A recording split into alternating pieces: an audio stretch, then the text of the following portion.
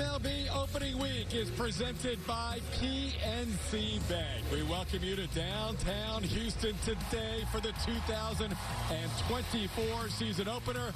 Jose Altuve got a huge ovation. So did the guy hitting behind him for the first time in the lineup. Yordan Alvarez, Kyle Tucker hits third. The Astros lineup looks stacked as we welcome you inside Minute Maid Park for the Yankees in town. The first of four between the Astros and the Bronx Bombers as we welcome you to opening day 2024. Hi, everybody, and welcome. I'm Todd Callis alongside Jeff Blum. So glad you could join us for opening day, Blummer. That is a great... One day a year, this thing looks beautiful. That is a great way to kick off the season. Always a fun day, opening day. My gosh, I was thinking about that coming into the ballpark today. It can be a bit of a grind, but there's one day every year, no matter what team you're on, if your name is announced and you walk to that line, it's opening day is the day that you get most excited about. We're ready to go. It'll be Framber Valdez on the mound against Nestor Cortez. A couple of lefties as the Astros go for their 7th consecutive full season AL West title. We'll have the first pitch. We'll have the starting lineups. We'll have Julia. All that coming up right around the corner.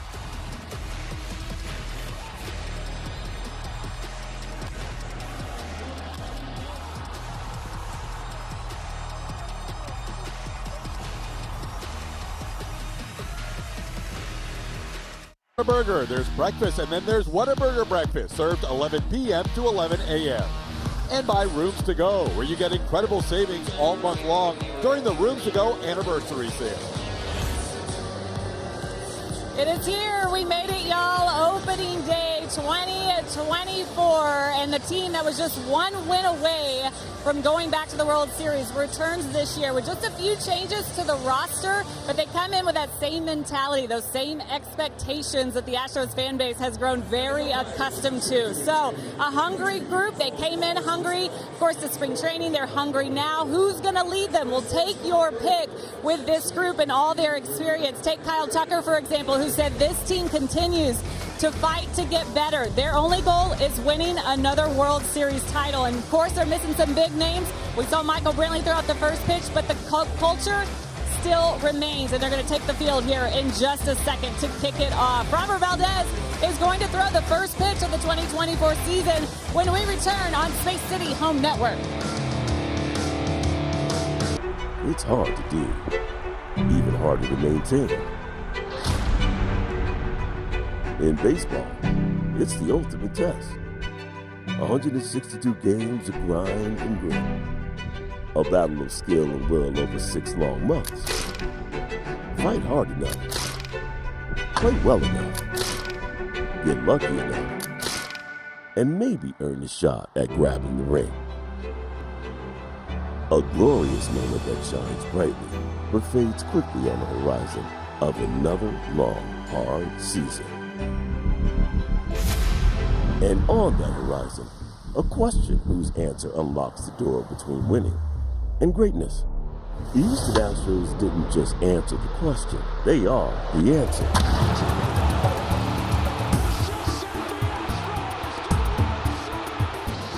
Seven times in 7 seasons, they clawed their way through that door and into the rarefied air that only the elite can breathe.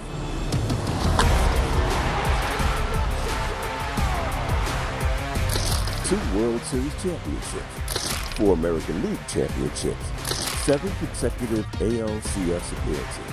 The Houston Astros don't just hope they can win.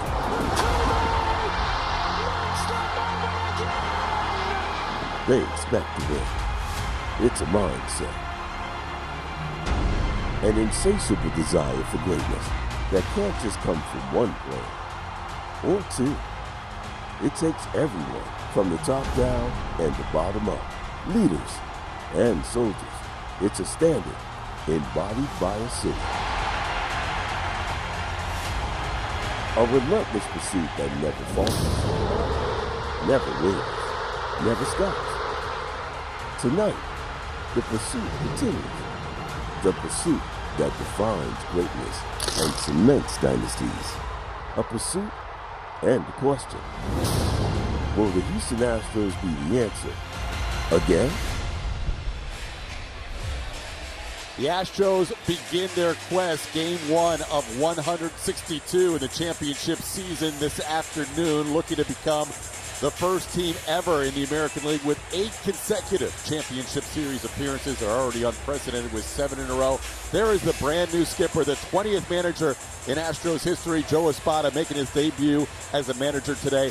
Sure, there's butterflies for our buddy Joe. Yeah, there is for Joe, and it's also interesting knowing after watching that beautiful segue into this ball game is the fact that the Astros can continue this winning with A.J. Hinch, Dusty Baker, and now that torch has been passed to Joe Espada, who I guarantee you, as many ball games he's been in and as many opening days as he's had, none like today.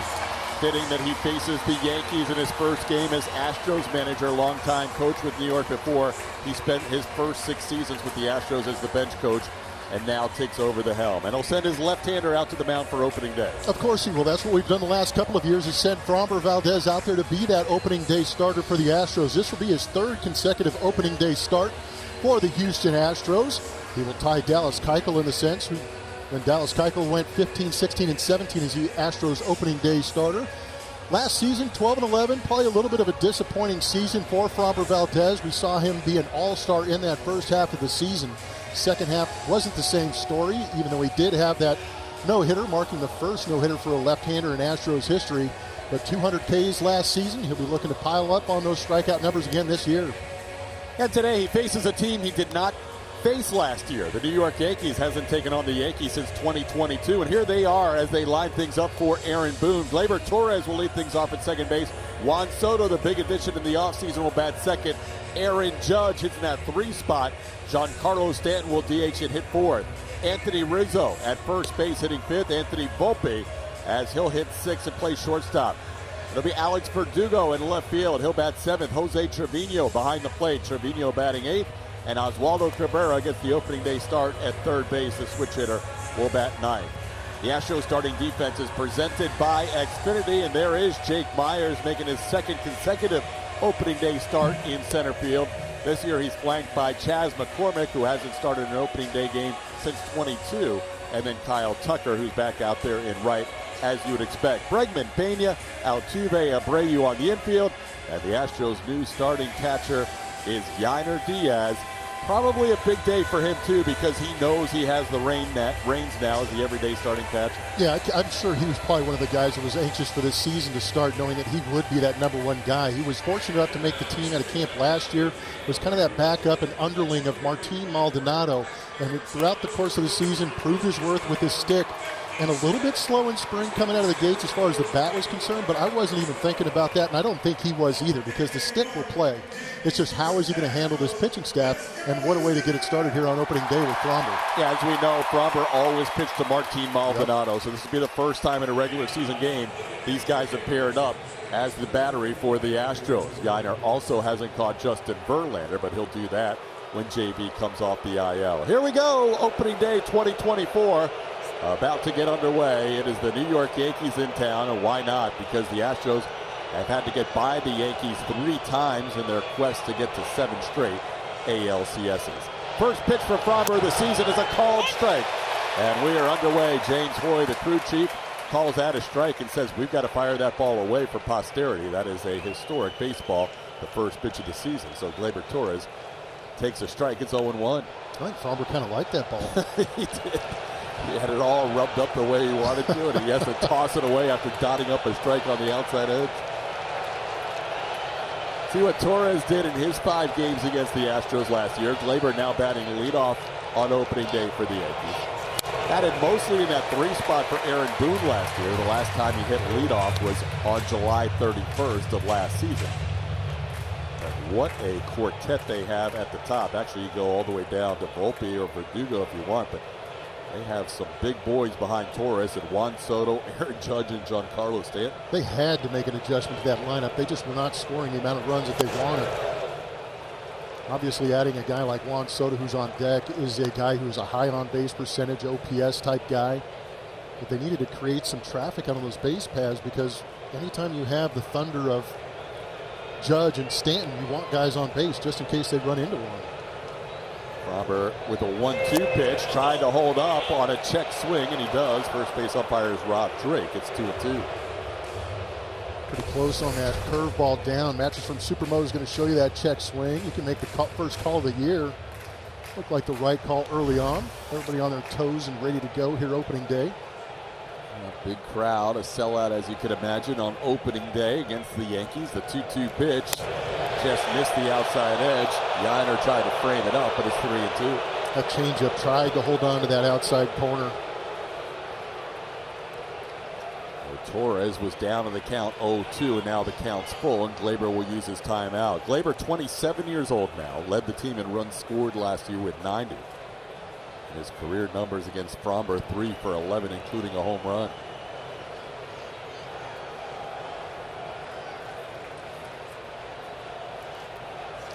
Framber Valdez starts the season with a swinging strikeout, getting Gleyber Torres for the first out of the year. We know that the Yankees can be aggressive with the swing and miss, and I guarantee you Gleyber was sitting on that fastball that he saw the first 2 pitches to get his bat, but he got himself a 3-2 changeup right here and swung way out in front of that pitch. Good movement on that pitch for Framber Valdez for the first out of the season. You saw Gleyber Torres perhaps on his way back to the dugout. He had a word or two with Aaron Judge. Maybe he said that changeup's nasty to Yeah, trying to avoid that. Wow. Here is Juan Soto.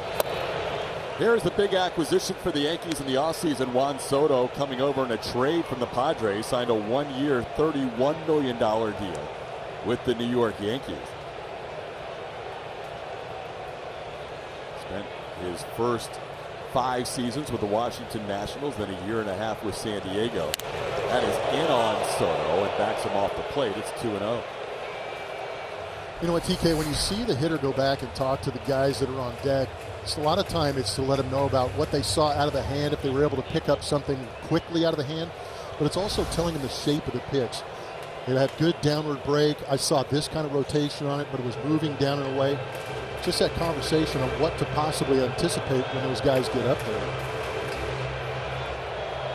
Soto's a guy, the Yankees with that $31 million contract. He's actually the 4th highest paid player on the team. He would be the highest paid player on a lot of teams in the big leagues. But he's 4th highest for this Yankee squad behind the 2 guys hitting behind him, Aaron Judge and Giancarlo Stanton, the former Astro and current reigning Cy Young Award winner Garrett Cole, all making more than Soto. But this is quite a portion of the lineup with that guy behind Soto and in between Soto and Giancarlo Stanton. Yeah, we always talk about the Astros hitters being able to ramp up pitch counts. This definitely seems like that part of the order that could create issues for starting pitching. It's a pretty good take right there. Soto's got a phenomenal idea of that strike zone. Robert already frustrated early with the strike zone, unless he was frustrated with the check swing, but that looked like it was a close pitch. Yeah, it could have been both. So Soto with a 3-1 count in his first Yankees plate appearance. This time, Framber dots one up on the edge, and the count goes full.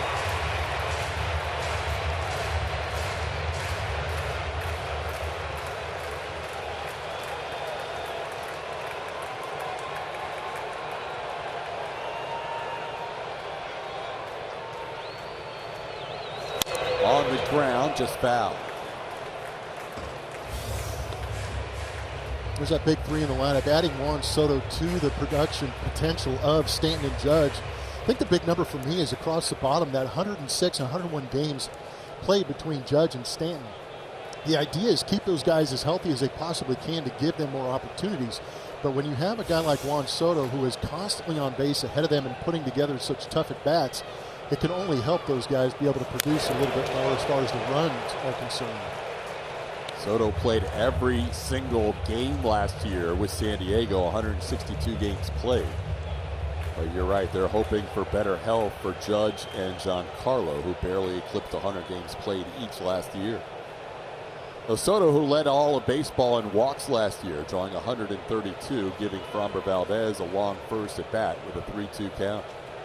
And he does draw his first walk in a Yankees uniform, kind of a fitting way to ingratiate himself to the new team because he does get on base so much.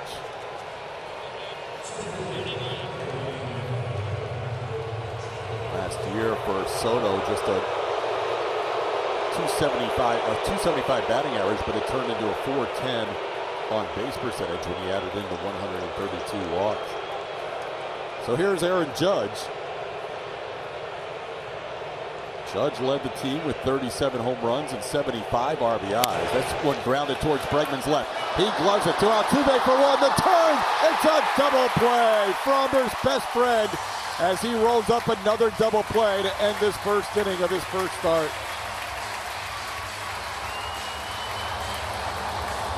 Yainer Diaz, Jeremy Pena, and Jake Myers round out Espada's first lineup. Nestor Cortez is going to be the opening day starter for the New York Yankees. Last season only made 12 starts, and with Garrett Cole going down with an elbow nerve injury, opened the door for Nestor Cortez to make his first opening day start. Numbers last season not very good, had some serious issues trying to make sure that left shoulder was okay, had some rotator cuff issues. But here he is starting against the Astros, where he carries a 7.48 ERA against them in his career. Altuve was ready for that first pitch. A swinging strike on a 91-mile-an-hour fastball to start. Altuve has been on base in 6 of the last 7 times he has faced Cortez. That one picks up the outside edge. It's 0-2. Jose has 2 home runs and 3 at-bats and 4 walks in his last 7 plate appearances against Nestor, but Nestor ahead of him quickly, 0-2. That one well above the strike zone all the way to the backstop. It's 1-2.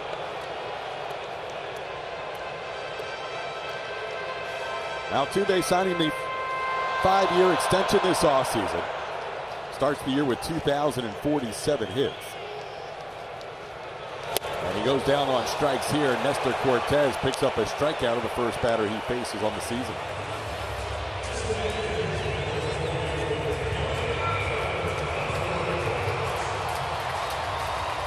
I'll bring up Yordan Alvarez. One time in his big league career, he's hit number 2 in the lineup. He's going to add to that total a bunch this season. Yordan hitting behind Altuve now. And he smashes one to center field. 1 pitch, 1 swing, 1 hit. 44's off to a good start early.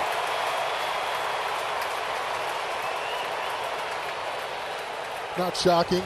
First swing of the year is a base hit. The only thing shocking is this ball didn't go that much farther. That was a center cut fastball that Yordan was all over. It did jump off the bat, though, as we expect. 112.3 off the bat, so a linear to get things going this season for Yordan. About that, 112.3 to start your day. Here's Kyle Tucker.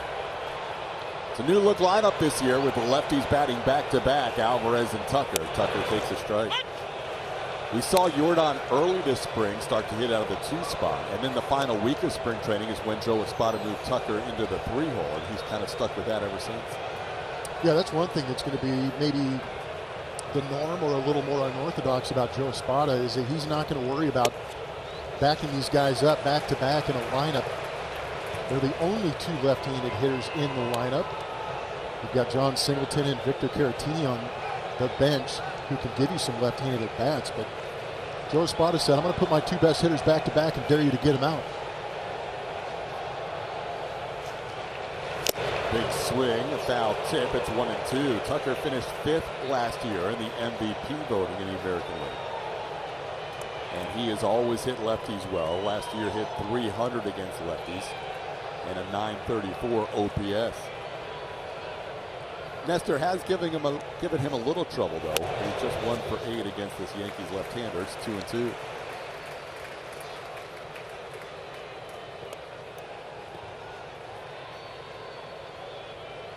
Yeah, you get Nestor out of the stretch, it kind of eliminates the opportunity to have that disruptive delivery that we've seen him have in the past. He's got to be a little more direct.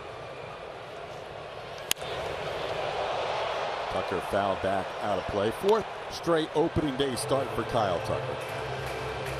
Tucker played all but 5 games for the Astros last year.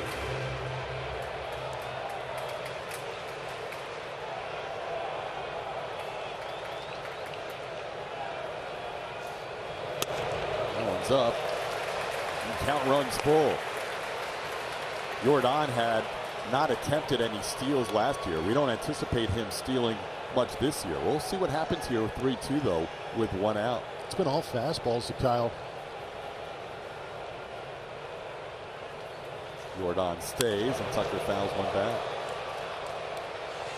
Not only did Kyle Tucker just miss out on a 30-30 season last year with that ruling in that game in Arizona that went back and forth. It was almost his third consecutive year that his home run total matched his jersey number. He had 30 and 22, he had 30 and 23, and just fell shy last year with 29.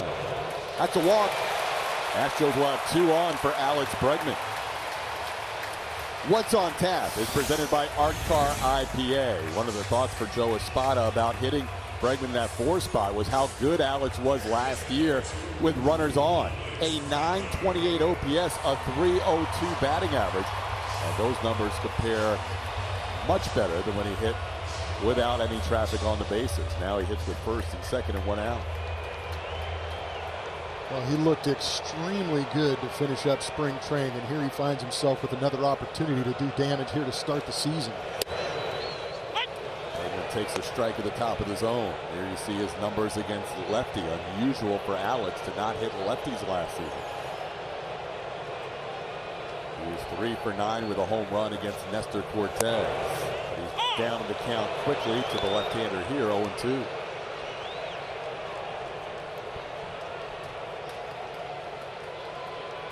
Single by Yordan Alvarez, a walk to Kyle Tucker, just 1 out. Bregman pops one high in the air, pretty well hit, but Verdugo has it lined up. He's on the warning track, and he makes the catch for out number 2. Just missed it. Kind of makes you wonder if he was sitting a little bit on the off speed. There's a cutter up in the zone. Not a great launch angle for Breggy. Unless you're playing it in an elevator booth. Well, here is Jose Abreu. Yes, it was his lowest OPS of his career by a large margin last year. 680 was his OPS. His previous career low was 798. But even in a down year, Abreu drove in 90 and had a big finish to his season, driving in 28 of his 90 runs in September and the first couple of days of October. I was going to say that September and postseason in October was where you kind of said this is the Jose Abreu we kind of planned on having here. He had a nice finish to the season. I'm sure he's looking for some carryover here the second year in the Astros uniform.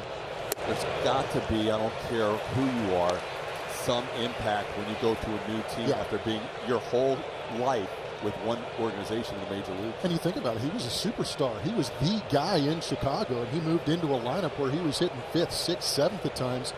All of a sudden, you got to get adjusted to that new role. But you're also looking to impress, too. You want to come over here and go, this is why you signed me. This is why I got the contract. Well, so far, Nestor has not thrown Jose Abreu a strike. He's 3-0 on the Astros first baseman. Abreu is 3 for 10 in his career with a home run against Cortes. There's a strike. It's 3-1. Nestor, for the most part, in their head-to-head matchups, has tried to work Abreu in. Has struck him out in 5 of those 10 at-bats in his career.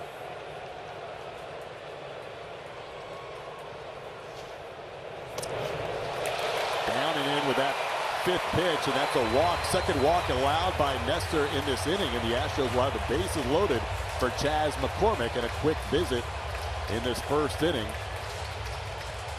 as Nestor Cortes has allowed 2 walks to go along with a single. And this is to give Nestor probably a little bit of a breather. We talked about how you can control the pitches per inning in spring training, but you can't do that here, and you're under all kinds of stress right now. A couple of walks and a base hit to load things up for Chas. Chas McCormick coming off a breakout season in 2023.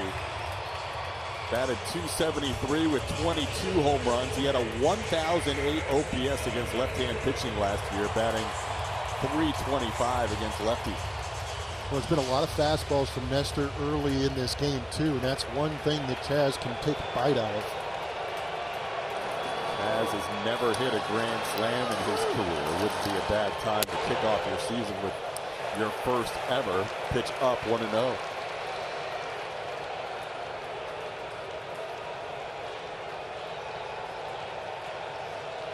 Chas chompers out in full force. The 1-0 pitch, top of the zone strike on the inside corner. It's 1-1.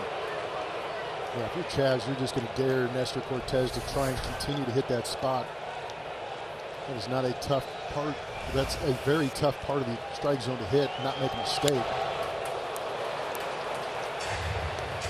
Cortes gets ahead 1-2. 25 pitches minimum in this inning for Nestor. His next pitch will be his 25th of the first.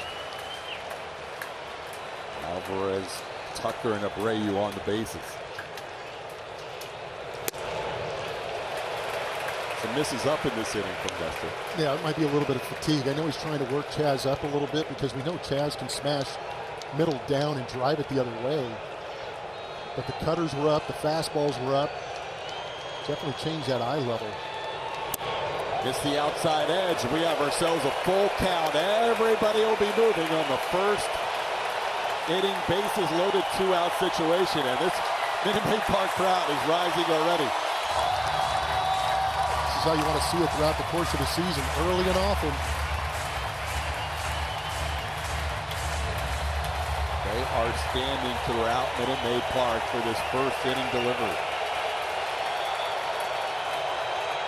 Up the middle, base hit, 2-run score. Chas McCormick gets the Astros on the board with a 2-out bases loaded single. Jazzy Fizz doing a good job in that 3-2 count. Just punch it right back up the middle and everybody moving. Advancing 180 feet, and he picks up 2 big 2-out runs for the Houston Astros.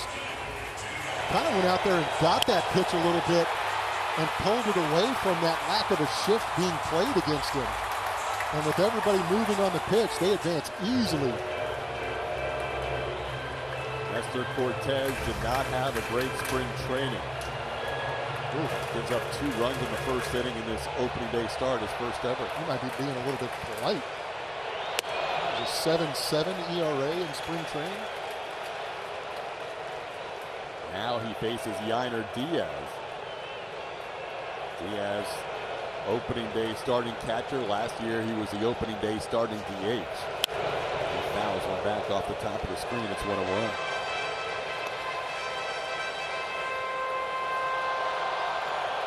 So a couple of walks hurt Cortes in this first inning.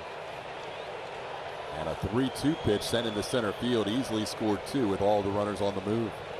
This one's a base hit to right field. Yainer Diaz knocks in a run. It's 3-0 Astros.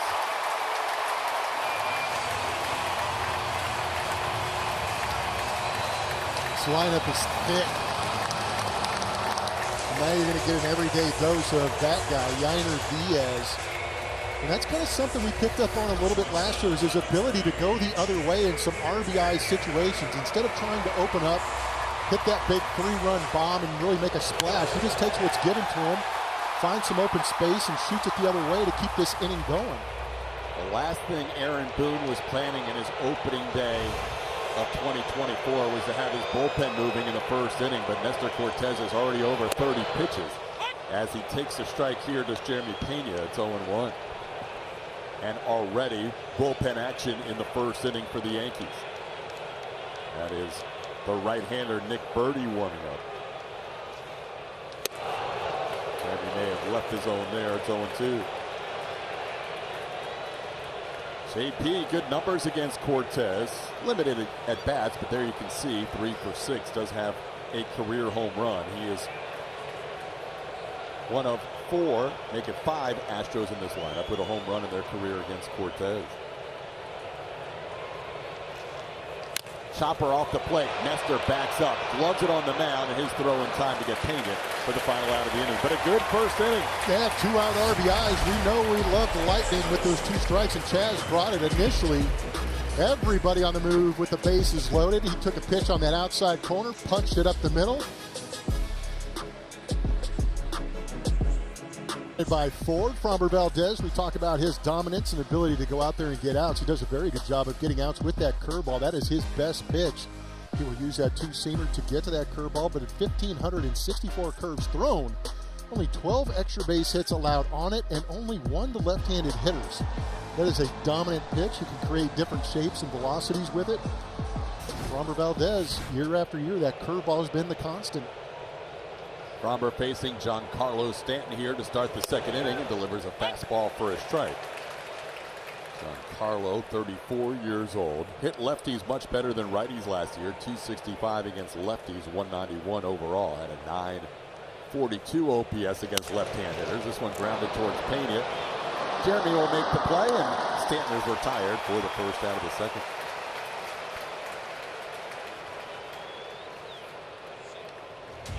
StatCast 3D, powered by Google Cloud, is going to show you that arsenal, the two best pitches we were just talking about, that curveball and fastball to right-handed hitters. See that two-seamer create a lot of ground balls and hitters trying to get around it like Stanton just was.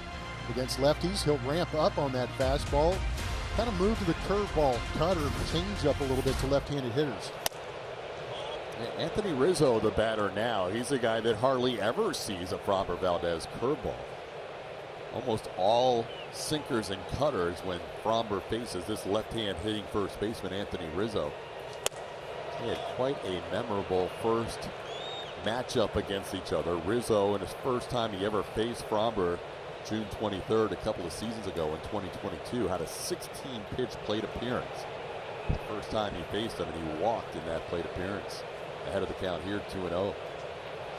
Framber does throw him a curveball, but he drops it below the zone, and now Rizzo ahead 3-0. I feel like when Rizzo came over, I know he's always been kind of on top of the plate, but since becoming a Yankee, has really just kind of put that back foot and that front toe right on that chalk line. It's got to be tough visually for a pitcher to see a hitter that close to the plate.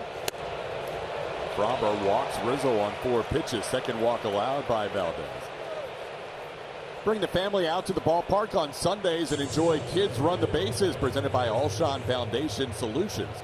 Kids ages 5 through 12 are encouraged to come down to the field after the game to run the bases like their favorite players. Race over to Astros.com/promotions to get your tickets today. Here's Anthony Volpe.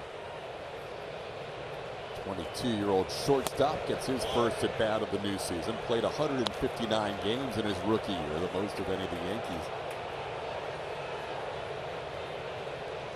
Yankees in town for a 4-game series beginning today. Tickets are available for the Friday, Saturday, Sunday games. Just go to Astros.com/tickets tomorrow. Still have tickets available for our first Fireworks Friday of the season. Christian Javier against Carlos Rodon in that one. Yeah, you're not going to miss us the next 2 days. Get out to the ballpark. That's right. Plummer, myself, Julia, not broadcasting tomorrow an Apple TV game or Saturday a Fox game. We'll be back with you on Sunday. There's a strike to Volpe. It's 2-1, so Framber had 6 consecutive pitches out of the zone before that last strike. Yeah, but you know what? He has been all over on the edge of the strike zone, kind of forcing these Yankee hitters to make some tough swing decisions. Up the middle, base hit, past Framber and into center field. So there's the first hit allowed. Anthony Volpe has the Yankees' first hit of the 2024 season.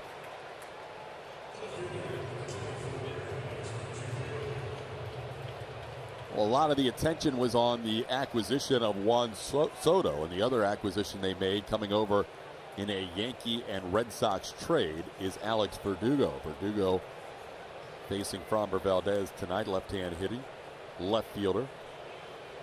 See his numbers against Framber in his career. That includes 4 strikeouts. That's something you don't hear too often. Yankees, Red Sox. I know. Trade usually ends up in a curse somehow. Little punch shot's going to find its way down into left field. Good jump off second by Rizzo, but being held at third is Anthony. He gave his third base coach a chance to send him. Luis Rojas elected to hold him up, but it was a really good read. The bases are loaded. No, that was an excellent read by Anthony Rizzo. He took a peek and saw that Alex Bregman was playing in a little bit closer to the grass, so he knew as soon as that ball wasn't hit that hard, there was nobody going to make a play on that. So the bases will be loaded for Jose Trevino. Both teams have had a bases loaded opportunity early in this game.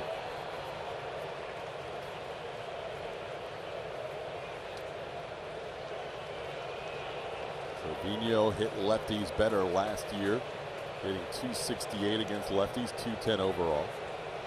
And you see his numbers, or you saw his numbers against Framber Valdez. looking for his first hit against the lefty Fromber. Yeah, Rizzo was off with a swing of the bat. Knowing he was being held on by Pena and Alex playing in towards the grass. No chance for anybody other than Chas McCormick to get anywhere near that baseball. And you could hear it off the bat, too. There was not much thunder behind that swing. Swinging strike, 1-1. Fromber tied for the major league lead in double plays induced in 2022. Had 25 of them in 2022. Last year he had the opposition roll into 22 double play ground balls. Got one in the first inning to start this season. Now he's ahead of Trevino, 1-2. Look, this was 2019. This just be another Fromber Valdez outing. That's what he did. Just load him up, get the double play ball, and get out of the inning. Exactly. See the runners, Rizzo, Volpe, Verdugo. Bases filled with the Yankees. But a 1-2 pitch coming from Fromber to Trevino. Towards short, could be two. Pena to Altuve. The turn in time. 2 innings, 2 double plays. This one with the bases loaded. Exactly what we were talking about. Fromber Valdez inducing the ground ball. Not hit very hard, so the guys up the middle had to speed it up. And the arm of Altuve beats Trevino to end that inning. No score. Jake found out from the offseason he would be the starting center fielder. Had a really good beginning to his spring training. His second straight opening day start. As he faces Nestor Cortez, who gave up 3 first-inning runs. And the first pitch of this inning is on the top of the zone for a strike, 0-1. Jake played 112 games last season. Takes this one up, it's 1-1. Astros got 3 runs in the first on 3 hits. Both walks came around the score. Kyle Tucker and Jose Abreu drew walks and scored runs. This ball hammered deep to left field. Forget about it. Jake Meyers' first AB of 2024 is a big fly. Jake with the rake. Somebody looked kind of comfortable in their first AB of the season, didn't they? Wow. How about it? Show me some bat speed. That pitch was in off the inside corner. That could be a weapon. In the 9th spot. I mean, you got to find a place for a guy like that, right? Wow. That was outstanding. That happened in a hurry. What a start to his season. Hit 10 home runs last year and has one already in his first at bat of 2024. You know he is fired up right now. Here's Altuve. Altuve takes a pitch that was called a strike. Didn't have to be. It's 0-1. Crowd is buzzing after Jake hit the community leaderboard sign out there beyond the Crawford boxes. Altuve pops one up on the infield. Second baseman Gleyber Torres is under it. And that's the first out of the inning. Go back to that Jake Meyers swing. That was a fastball trying to bust him in, but he held his ground. Such a good foundation. The foot gets down, he's calm, under control, and cleared some space to hit that ball out. And that's something that he was trying to work on in spring training. I asked him about getting his hands out away from his body, and that's exactly why, to clear space to go into launch mode. That was beautiful. He really punished that baseball. Made Jordan proud. He's still smiling about it. Here's Jordan with a 1-0 count. Jordan singled in the first pitch he saw this season. This one he loops foul. Could be playable. Giving it a look is Cabrera, but Oswaldo runs out of room. And the count's 1-1.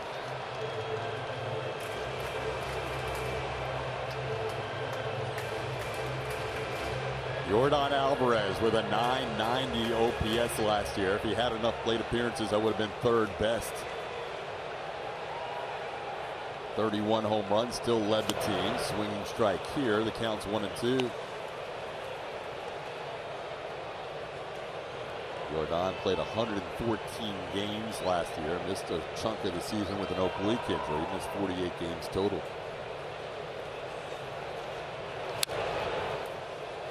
Now bat stays 1-2. We'll have a special guest joining us in the next half inning. Uncle Mike, Michael Brantley, is going to be in the broadcast booth.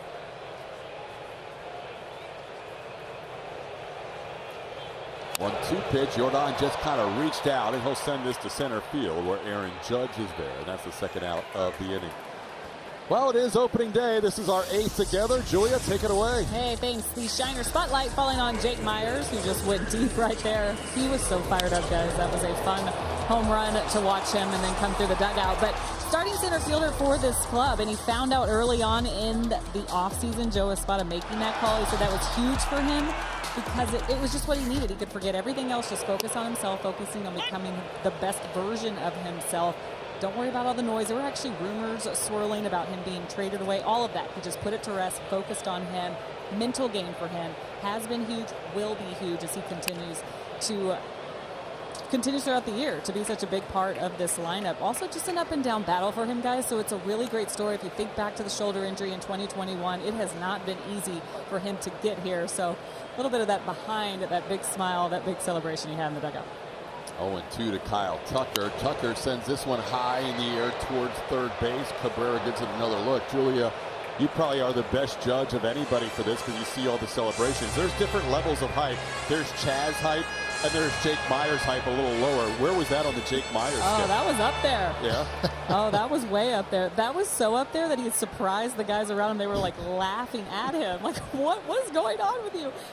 They're obviously very happy for him, but that was hype. Called third strike. That'll do it for the Astros in the second. But they add a run thanks to Jake Myers. It's 4-0. Big swing from the bottom part of the lineup. Jake Myers getting the opportunity in center field. Had a fastball in and turn and burn to give the Astros another run. They lead 4-0.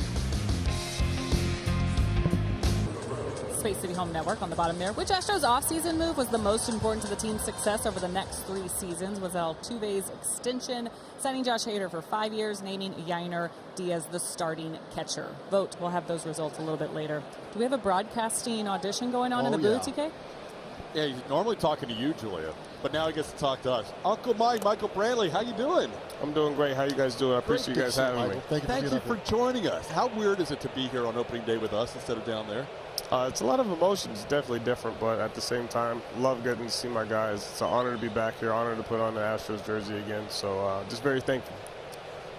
You've played in postseason games, all-star games. You've had monumental at-bats.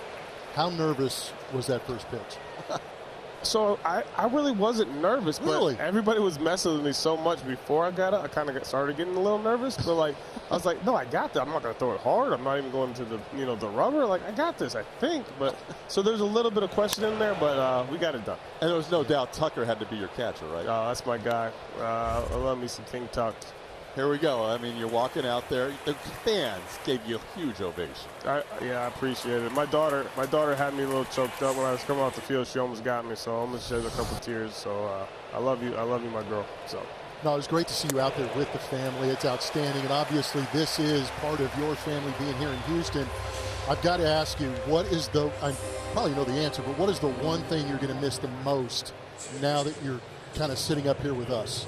You know the answer. I know. It's my teammates. It's all the boys, right? It's all the boys being in the locker room. Obviously, they're going to miss you too. I hope so, because I miss them a lot. So just sharing the field with them and obviously competing with them every day at a very high level. Watching how hard they work, and you're working just as hard to go out there and compete and win some baseball games. So I'm just going to miss the banner back and forth and just not being the day-to-day. But I'll be always watching and rooting my boys on. Strikeout of Cabrera, now a ground out of Gleyber Torres. For you, did nobody realize how hard you had to work last year to get back and play the games that you did? Those are legit, those jackets, by the way. All my wife. I want to take credit for it because we got a lot of compliments, but that's all my wife. Well, you got some credit going on the back. I mean, the name. But now the grind of having to get ready for baseball is over. Are you doing some coaching now with the little ones? Yes, I'm a Little League coach, official Little League coach for my 2 sons. So it's been great. I want to let my son know he had his first home run yesterday, or 2 days ago, excuse me. His first inside the park home run. So I get the experience of that. So that's all being a part of, obviously this retirement stage, but enjoying time with the family and understanding that I don't have to miss, the big or little moments anymore. I can be there. So I'm very excited about that. No, you timed it wonderfully to be able to grow up, watch your kids grow up. I mean, I know you're going to have a blast doing that. Have you had time to sit back and look at the career? That's outstanding. What a call right there. We just had one in the other inning, so one for one. Here we go. And we have to let you go because I know you got to do radio. No, you're a busy man. Thank you for being on. We appreciate everything you did when you played in this uniform, man. We're going to miss that smooth swing. I appreciate you guys always. Thank you. Thanks, Michael. Michael Brantley joining us. It is highlighted by a special pregame ceremony and unique activations around the ballpark. Fans can purchase a special Autism Awareness Night jersey ticket add-on for just $25. Learn more at astros.com/autism awareness. Special night for Alex Bregman and Joe Espada. So stay tuned. We'll have more. We'll tell more about those stories as that comes along next week. TK? I know you will, Julia. Appreciate it. Here is Alex Bregman leading off the bottom of the third. Grounds one to short on a 0-1 pitch. Volpe takes care of Bregman for the first out. I can guarantee you that the one way to have faster baseball and quick innings is if we have a special guest in the booth. It's a guaranteed quick inning. We enjoy all of our guests that come in the booth, but why did it have to be so quick with him? I know. I mean, 8 pitches. There might be some other people who are like, sweet, get out of here. But I did not want Michael to leave. I would have held on to him for another couple of innings, and maybe he let you carry a couple of innings while we just chat. Because, I mean, he's so great. What a great guy. And yeah. We're going to miss his swing, like I said. We're going to miss his presence in the clubhouse. No, you nailed it. The swing and the attitude, two of the best in the game. He is now doing radio with Robert Ford and Steve Sparks, so we had to let him go do his other part of his TV radio combination today as Jose Abreu takes a called strike. It's 2-1. There's Uncle Mike with the radio, guys.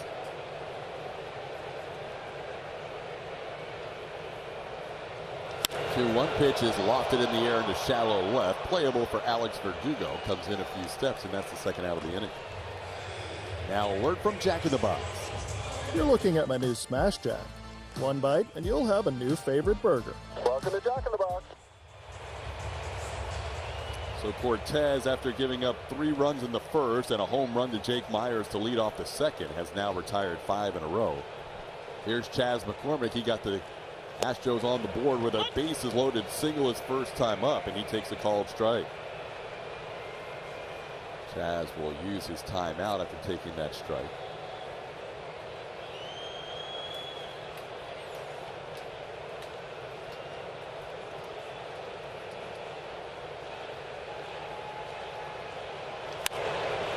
McCormick last year, we mentioned the breakthrough year, hitting .273 with 22 home runs, drove in 70. Also stole 19 bags. I felt terrible at the end of the season we didn't sell that 2020 season a little bit better. He continued on to the postseason, hitting .286 with a home run. Chas this time flies out to right. So Cortez, after giving up 4 runs the first time through the lineup, has now sent 6 in a row down. Jr., Luis Garcia. You'll know all these names, what's going on with him. There is a new name on this list. Penn Murphy, who was acquired yesterday, was introducing himself to the guys in the dugout today, was introduced. So he is recovering from right elbow surgery. Hopefully we see him sometime this season. Jose Urquidy hopes to play catch later on and start his road back to recovery. But back to JV, guys. He had that great live on Tuesday, touching 94, 95. They were going to talk today more about his next steps, whether he needs another live or a rehab assignment can begin for him. And there it's just about building up, getting to a point where he can get out there and make sure he's able to help his team win. TK. All right, Julie, good news for JV. Hopefully it's not too long before we see the future Hall of Famer on the mound for the Astros. Here's Aaron Judge leading off the 4th inning. Of those 6 names on that list, we know for sure Kendall Graven's not coming back this season, but those other guys could all be back. That's going to make for some interesting decisions, but this pitching staff could get thicker as the season goes along. Yeah, I believe that's kind of the plan for Dana Brown and Joe Espada, to kind of see the progress of those guys. It seems like Justin Verlander might be one of those first guys coming off that list. Hopefully Jose Urquidy is able to move a little bit quicker also to get back, but you start getting towards that trade deadline, then you start, be a little more curious at how Luis Garcia, Lance McCullers Jr. is starting to feel. Those 2 guys and the new guy, Penn Murphy, could all be back sometime after the All-Star break. Here are the PNC Bank details of how the Astros' Big Four were built. And Josh Hader signed as a free agent. Kendall Graveman being injured and the loss of Hector Neris and Ryan Stanek and Phil Maton. The Astros went out and got the guy who has the most saves of anybody since 2019, Victor Caratini. Switch hitting catcher will back up Yainer Diaz, and he was a nice acquisition early in the offseason. Remember, the Astros are going with a 7-man bullpen for the first 2 games of the regular season because Brian Abreu was serving a 2-game suspension for hitting Adolis Garcia in the ALCS last year. So Hader's out there with 6 of his fellow bullpen mates who are active for the first 2 games. So they wouldn't mind if Framber took this game as deep as possible. He has, with that last walk to Judge, walked 3 so far today. And it counts 1 and 2 here on Giancarlo Stanton. And the way he's gone the last couple of years, there's discussion in the Webster Spanish Dictionary to change Framber to mean quality start. Nobody has more quality starts in the major league since the start of 2022. And the guy he is just 1 quality start ahead of, unfortunately for the Yankees, is not going to have any quality starts for a while, and that's Garrett Cole, who starts the year on the injured list. Framber has 46. Cole has 45 since 2022.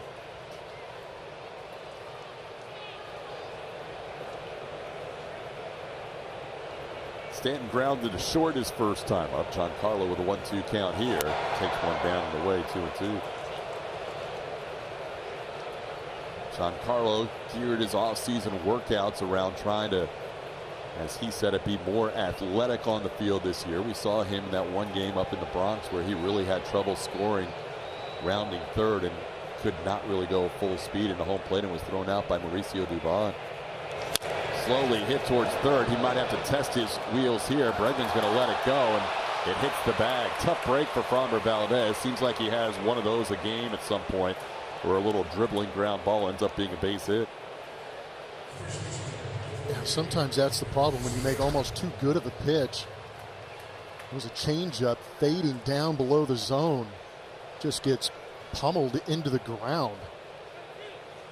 And even with the way Stanton runs, no choice for Alex Bregman, who's playing deep.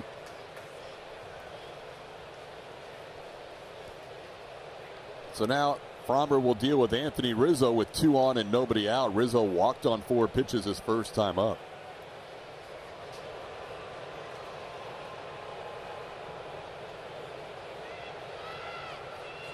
Rizzo hits this one to right. Tucker on the move. He'll make a play. Giancarlo was off of first, but he'll get back, and tagging and going to third will be Aaron Judge. So a line out to right by Rizzo. That'll put runners on the corners with 1 away.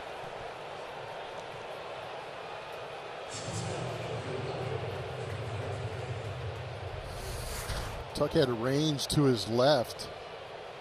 He did take a peek. Almost had a couple of decisions to make there. Does he go after Aaron Judge, who kind of hesitated a little bit, but I think when he saw that Tucker didn't come up firing, led Judge to make the decision to go into third base. Because he almost could have backdoored Giancarlo Stanton at first base, too. Yeah, Abreu wasn't back on the bag, yeah. And I think that's why he ended up not making the throw. Here's Anthony Volpe. Volpe takes one off the plate for a ball, 1-0.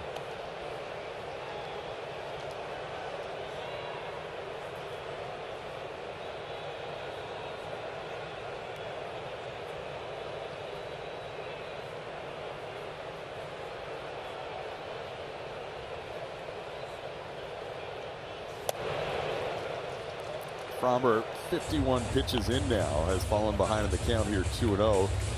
Yankees have 3 hits. Framber's also walked 3 in this game. He's been helped out by double plays in the first and the second inning.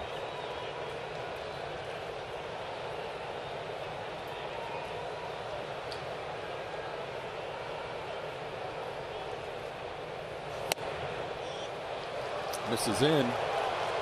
Counts 3-0.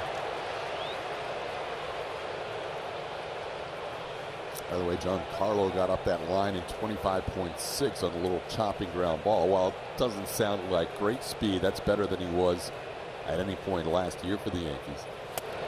That one misses, and it's a 4-pitch walk. 3 of the 4 walks today by Framber have been 4-pitch walks.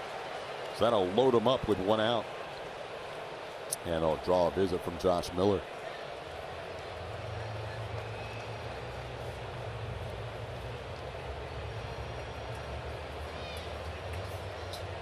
Now a word from Fubo. Space City Home Network is now streaming on Fubo. Try free at FuboTV.com. Well, Fromber worked around a bases loaded 1-out situation in the second. Had a quick 8-pitch inning when we had Michael Brantley as our guest in the third, but now he has trouble again with the bases loaded and 1 out here in the fourth.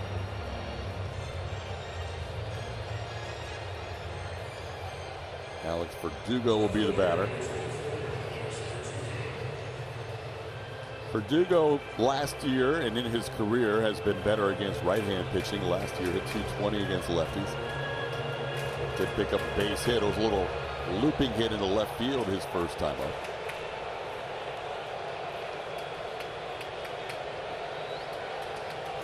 Judge on third, Stanton on second, Volpe on first, and 1 out.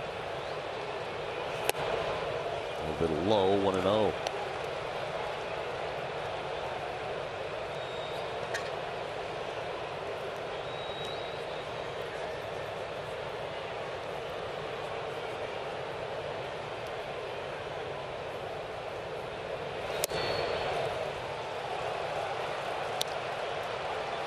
Fromber falling behind 2-0. He's already walked Judge and Volpe this inning on 4 pitches each. Kind of lost that release point a little bit. That might have been the conversation from Josh Miller, trying to give him some keys to get back to that release point. There's a strike. And we talk about it a lot, especially with Fromber. He creates so much movement with the two-seam fastball, with his changeup, with his curveball, that sometimes trying to hit the edges is a little bit tougher for him because the pitch moves so much and he has a tough time anticipating it. Off the plate, 3-1. Verdugo with that hit against Fromber, his first time up, now 2 for 11 in his career against Fromber.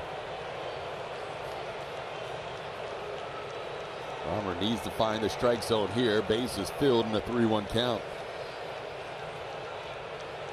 Ground ball. Could it be the third double play? Altuve, Pena, yes it is! Fromber fired up. 3 double plays in 4 innings, 2 with the bases loaded. Fromber reacquainting himself with his middle of the infield, getting another inning-ending double play. How much does it mean to the big left-hander?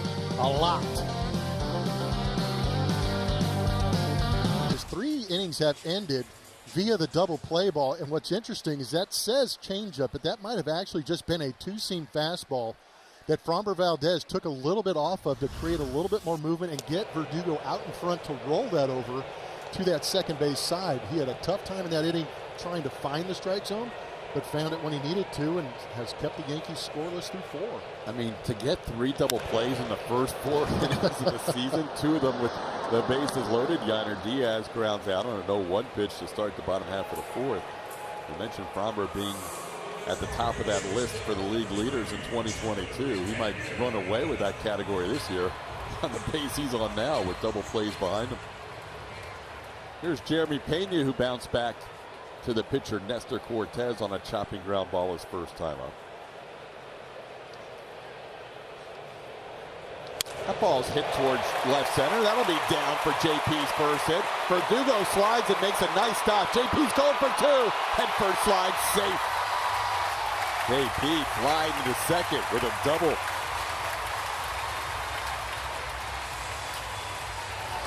It'd be a lot of fun to watch Jeremy Pena get off to a hot start, making some swing adjustments, trying to elevate the baseball a little bit more and find gaps, find some extra space out there in the outfield. We know he can go out there and get the doubles. This one he had to find with his legs. You could see he made that turn with every intent of getting into second base. So far, the Astros have hits from their 6, 7, 8, and 9 hitters in this game. And that happens on a regular basis during the course of the year. Look out with this lineup as Jake Myers hit a home run in his first at bat of this season.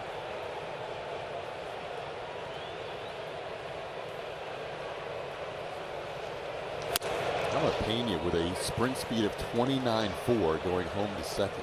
My goodness. That was moving. And he had to because Verdugo did a good job. Yeah, he had to shift gears, didn't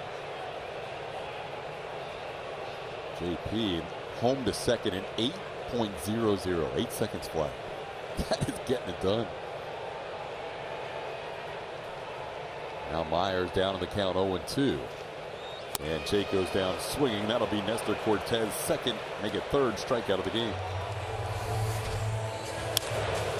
Yeah, just enjoy the athleticism and the grace of Jeremy Pena. Did a good job starting that turn and kind of accelerated through first base into second base. That was beautiful. There's a little bit of envy up here right now.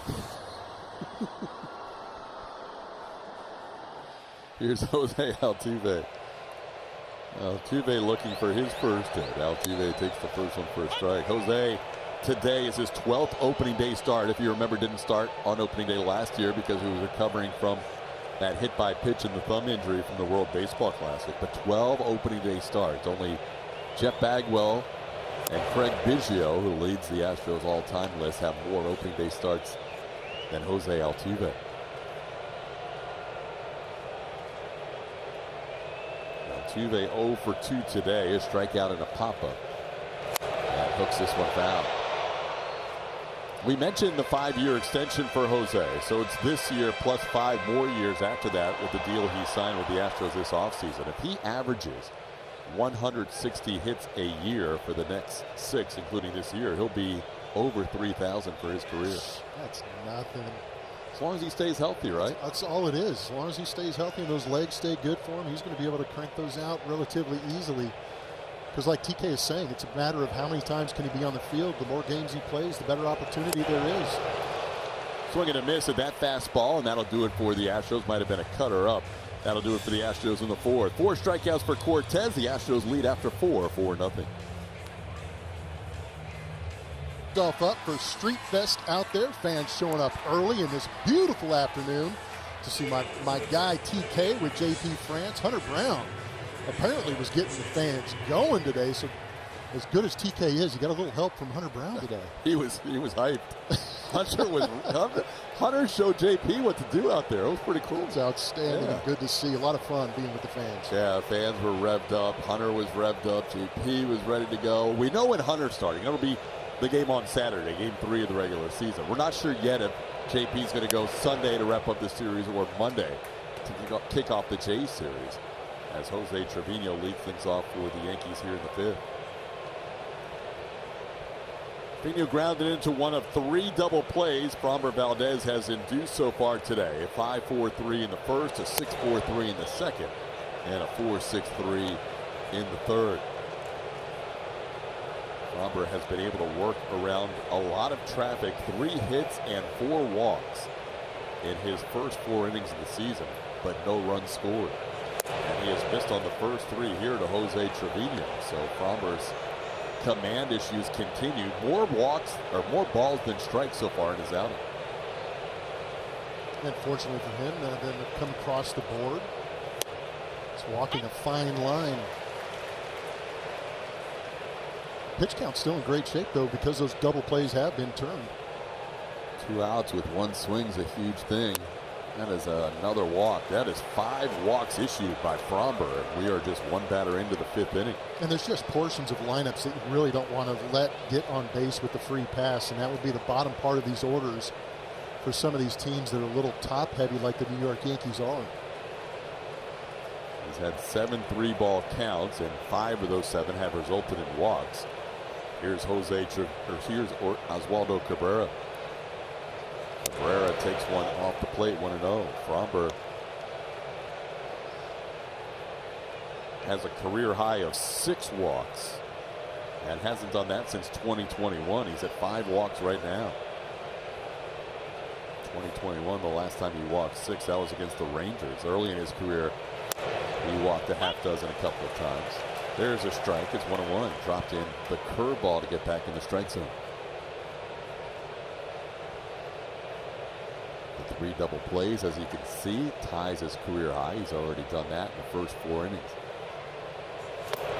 Now he gets Cabrera swinging to that pitch down and in. It's 1-2.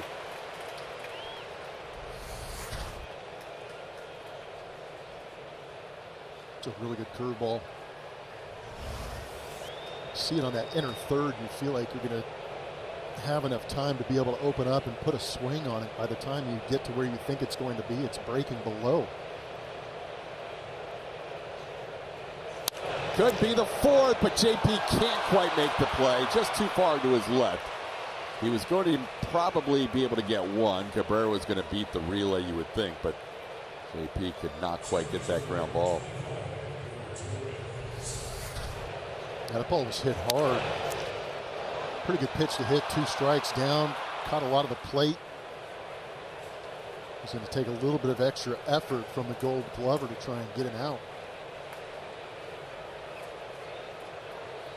So now runners on first and second with nobody out. Fromber has dealt with first and second, nobody out last inning. Bases loaded, 1 out in the second and the fourth. And now he's got first and second, nobody out in the fifth. And he has been in some high leverage situations in the first few innings as he faces Gleyber Torres. Gleyber has struck out and grounded out.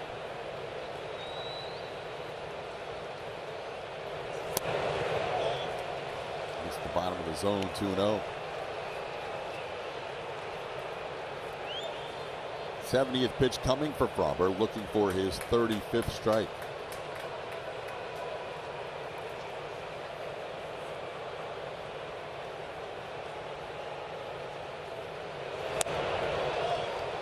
Up and away, and that's a 3-0 count.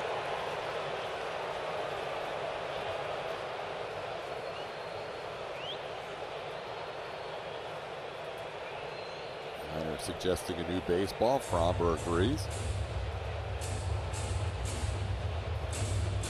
Not a bad suggestion. 8th 3-ball count of the first 19 batters of this game.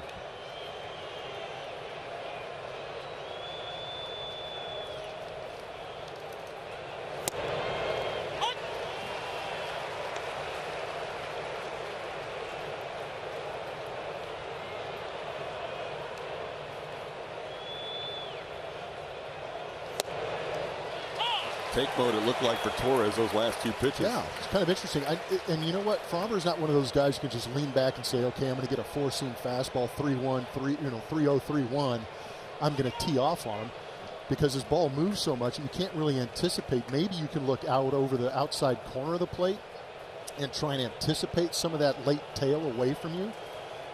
But if you're Gleyber Torres or a right-handed hitter, you got to think to that opposite field gap so you see that ball plenty long enough and stay on it. Struck him out with a changeup his first time up.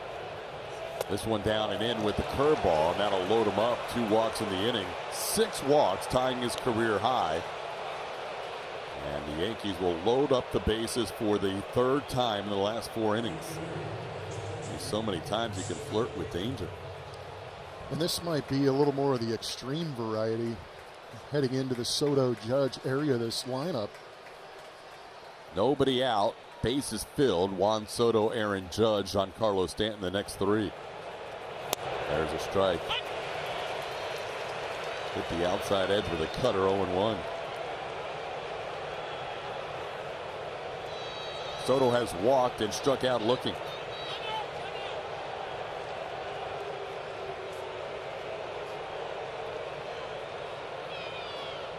Astros get their bullpen going. That is Seth Martinez loosening up.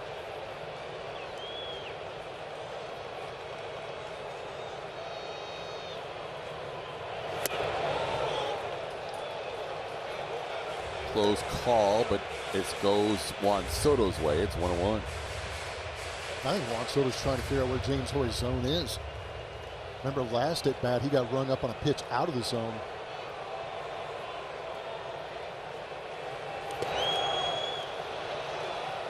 That one bouncing in there. It's 2-1. Fromber and Yainer have a word as Fromber came in to get a new baseball. Good job by Yainer, too. Tough pitch right there with the bases loaded. That runner at third base trying to keep those runners where they're at. Yankees in this inning, a walk to Trevino, an infield hit by Oswaldo Cabrera, and then a walk to Gleyber Torres. Now 2-1 on Soto, who led the majors in walks last year. Into right field, down for a hit. One run's going to score. Being held at third is Cabrera. It's a 4-1 game. Juan Soto drives in the Yankees' first run of the season with a single to right.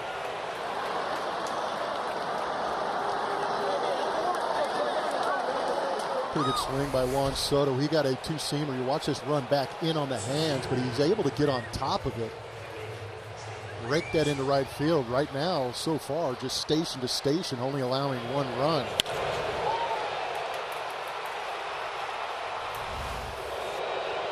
Now the big man Aaron Judge digs in. He is grounded into a double play and drawn a walk.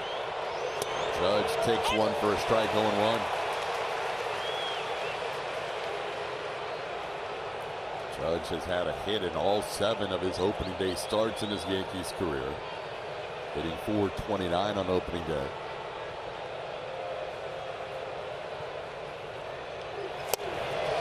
Framber getting ahead 0-2.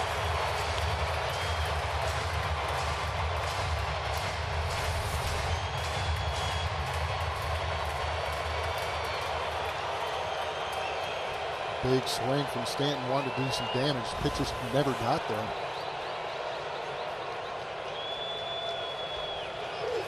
Got him. He went around. Confirmed by Rob Drake at first base with a swing. That is a huge strikeout for Framber for the first out of the inning. So some of the struggles in spring training following Aaron Judge into the regular season right here, but also facing a tough opponent in Framber Valdez, who's mixing the pitches nicely. For whatever he was lacking in command, he found it there against Aaron Judge. Now he'll have to deal with Giancarlo Stanton. Stanton grounded the short and then dribbled one up the third baseline that hit the bag for an infield hit.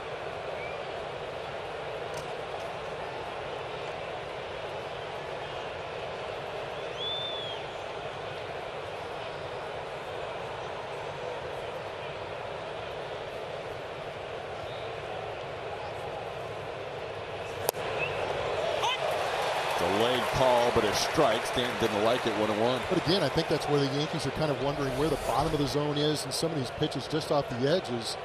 But that's a tough pitch, and that's Framber has been missing, but he has been missing close enough to the edges to make it tough for everybody. 1-2.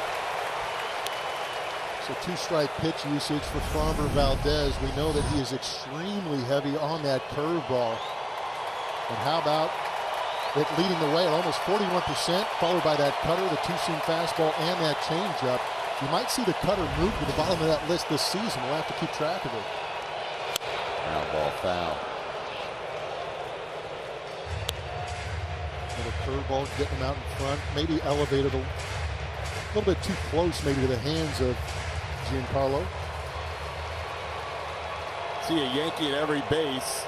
The 5th walk of 6, Jose Trevino came around to score on a base hit by Soto. And now a 1-2 pitch with 1 out to Giancarlo. Got him! That changeup looked good today. And Framber Valdez picks up back-to-back strikeouts, getting Judge and Stanton with the bases full for the 2nd out.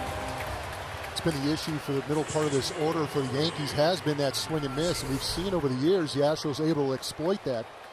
But that was a wicked changeup diving down and away.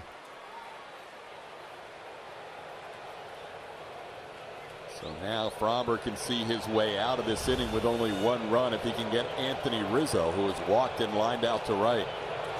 Rizzo is hit by a pitch. That'll score a run. He is hit on the right hand, it appears. And I think the whole plate umpire said foul ball, but he's pointing to first base now. That sounded like a lot of bat. Rizzo is being checked out by the trainer here as Rob Drake has pointed to first base, saying that was a hit by pitch. Cabrera can't touch home plate until they take care of Rizzo. Now he touches the plate. It's 4-2. Rizzo right on top of the plate. You can see it catching that front arm before it actually does catch the bat. So pain from the initial hit by pitch, and then that left hand, you can see the vibration of the bat as it rattles around in that left hand, and that just feels like a handful of bees.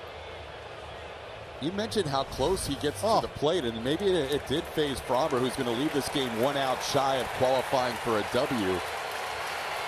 6 walks and a hit by pitch, and Framber's going to leave the game. Gets a nice ovation, but you know he wanted to get through 5. He walks off the mound frustrated despite leading 4-2.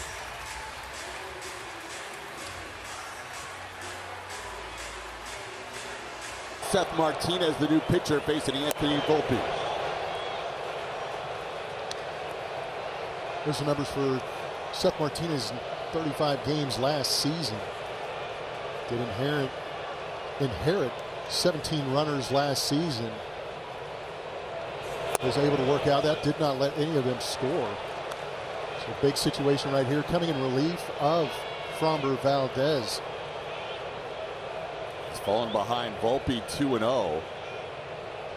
Torres on third, Soto on second, Rizzo on first, and a 2-0 pitch. That one's wide, and Seth has gone to a 3-0 count here.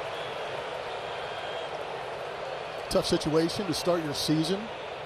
But part of being in the bullpen is realizing that you're going to have some of these opportunities. 4-pitch walk will bring home another run. The Yankees scored their last 2 runs on a bases-loaded hit by pitch and a bases-loaded walk, and now we have a 1-run game. It's 4-3. So far in this game on the pitching side, it has been the story of the base on ball. A lot of free passes going the Yankees' way. So Seth Martinez, who did not allow an inherited runner to score all of last year, 17 for 17, gives up 1 in his first outing of 2024. Now here's Alex Verdugo. Verdugo, one of the 2 Yankees who has faced Seth Martinez before. He's 1 for 3 against Seth.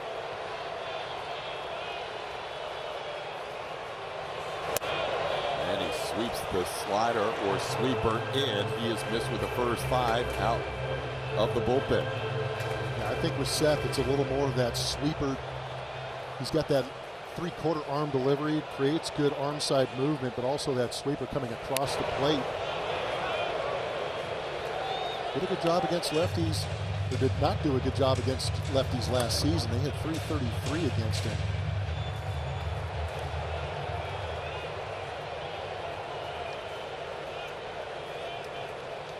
Check swing, foul ball for Verdugo to get to a 1-1 count. And now the changeup, which he likes to throw to Verdugo a lot, misses off the plate. It's 2-1.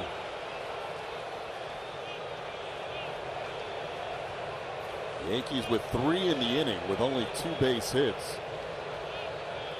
2 walks and a hit batter in the mix. And now it is 3-1, and fans are growing anxious here at Minute Maid Park as their pitching staff has not thrown strikes this entire inning.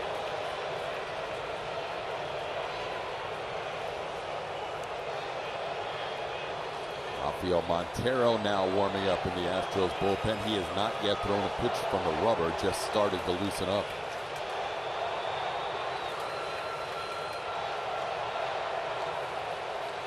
Ground ball. Abreu gloves it on 2 hops, and that'll do it for the Yankees. Big pitch there to get out of further trouble. Astros maintain the lead, but they strand the bases loaded. It's 4-3. Blackout and other restrictions apply. Visit MLB.tv for details. So here we go, bottom of the 5th inning. New ball game. 4-0 has turned into a 4-3 game as Yordan Alvarez faces Nestor Cortes for the 3rd time. Hits it sharply, but on 1 hop, Anthony Rizzo has it. Yordan's hustling, but Cortes with a sliding play, just beating him to the bag.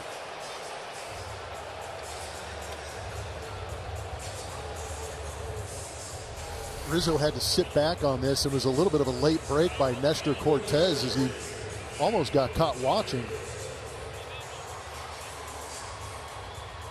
Rizzo had to lead him, and Nestor Cortes went into the panic slide mode. So here's Kyle Tucker with 1 out and nobody on. Well, we were talking in between innings. Kind of an interesting sequence there in that top half of the 5th. Joe Espada's first game as a manager. That's not an easy call for a manager to have to lift your starter 1 out shy of a win. No, a lot of managers, they understand how hard these guys work, and they want to be able to have them qualify for that W because As much as analytics say wins don't mean anything, they mean a great deal to these starting pitchers. It means they stayed in the game long enough, kept the game close enough that they were able to go out there and win.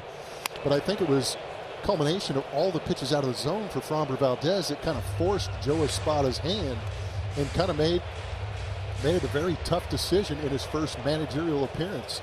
It's interesting because Joe had Seth get out of that jam, and now he has Rafael Montero to continue to warm up, which means you would think Montero's going to pitch the 6th. We don't have Bryan Abreu available today, right? So then you wonder how you go from 6 to 9 without Abreu. We'll have to see how it plays out. Yeah, and it's just amazing with Bryan Abreu with that 2-game suspension. We talked about it all spring, the bridge. Who's going to create that bridge getting to the back end of that bullpen? And here is the exact situation that we've talked about all spring happening in Game 1 for Joe Espada. So right now, Montero warming up, a 3-2 pitch to Tucker, and Tucker goes down on strikes. Nestor Cortez has picked it up since a tough early start. He is definitely settled in. Time to play Name That Astro, powered by Reliant. 3 clues for you at home. Last Astros National League All-Star. Yankee Nemesis, Hit Machine. Go to X and hit us up at Space City HN. Let us know who you think that Astro is, and stay tuned. We'll get back to you with the answer. Bregman fouls one just off to our right. Cortez, after the home run allowed by Jake Myers, had allowed 4 runs to the Astros the first time through the lineup. But since then, he has retired 11 out of 12. Alex Bregman looking for his first hit. He's flied out and grounded out. Bregman and Altuve, the only Astros who have not been on base yet in this game. Astros have 5 hits, 4 of them from the last 4 guys in their lineup. The other one from Yordan Alvarez, his first time up.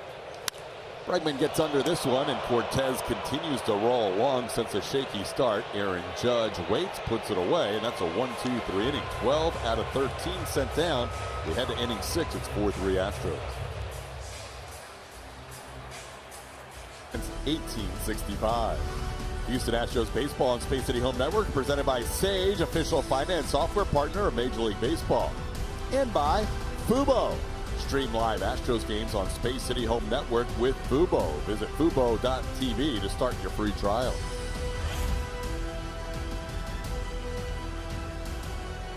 On we go to inning 6. The Astros go to their 3rd pitcher. It is Rafael Montero. Right arm can be very good. We saw it a couple of years ago. Scuffled a little bit last year in 68 games with a 5.08 ERA.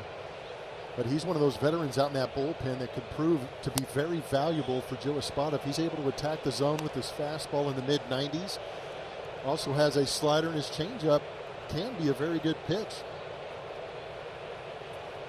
Facing Jose Trevino to lead things off. Trevino started that 3-run inning last inning by drawing a walk allowed by Framber Valdez. It was one of 3 walks in the inning and also a hit by pitch that allowed the Yankees to have just 2 hits, yet 3 runs scored. Now the count's 2-1. And the pitch is swung on and sent to Tucker in right. Kyle moves to his left and puts it away for the first out of the inning. So if you're trying to think along with Joe Espada, which is what we do up in the booth, and I'm sure fans can do at home as well, Joe has used Rafael Montero here in the 6th inning. In a perfect world, with Bryan Abreu available, he goes Abreu, Presley, Hader beyond that. This isn't a perfect world. Abreu suspended. So who might get the ball in the 7th? Montero did not go more than an inning in any spring training outing and really isn't a multiple inning guy. So we'll see how it plays out. Your other options would be Parker Mushinski, the lefty, Brandon Bielak, who's a long inning guy, more of a bulk guy out of the bullpen, and then Taylor Scott, who's a veteran but making his first opening day roster. So some intrigue as to how things play out from this point forward. Well, and if Montero's able to get through this and finish the inning off with Gleyber Torres, then you might go to a Presley in a pressure situation just because the matchups are better, and that's the heart of the order. And Presley is your best option against a Soto, Judge, Stanton type inning. And then you have to find somebody to fill that 8th inning. That's the issue. Whereas, like you're saying, if you did have those big 3, then you just pick one of those 2 before you set up Hader. Wouldn't Joe have loved it if the Astros kept piling on and he didn't have any of these decisions in his first game as the manager? He might have more than one decision, though. This game's tied up. Oswaldo Cabrera hits a 1-2 pitch out to right. With one out here in the sixth inning, the Yankees had come from behind, down 4-0 to tie this game at 4 with 3 last inning, and now Cabrera, who had 5 home runs last year, getting his first of the season this year.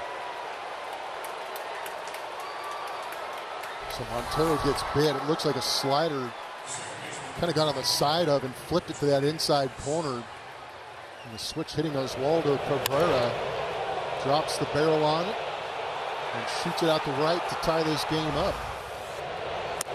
Montero did allow runs in 3 of his 7 spring trading outings, as he gives up a run here in his first regular season appearance. And Gleyber Torres is the batter. Torres is 0 for 2 with a walk and a run scored. There's a strike. It's 1-1.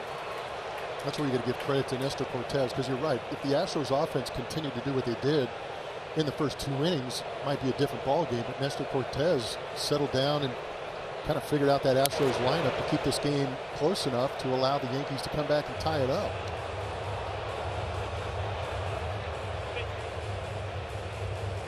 Torres with a 1-2 count.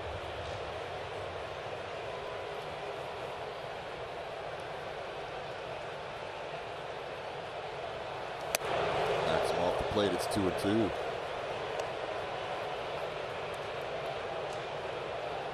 Yankees down 4-0, threatened in the second, in the fourth, and the bases loaded. Both of those innings didn't score. This ball grounded to Pena. That'll be out number 2.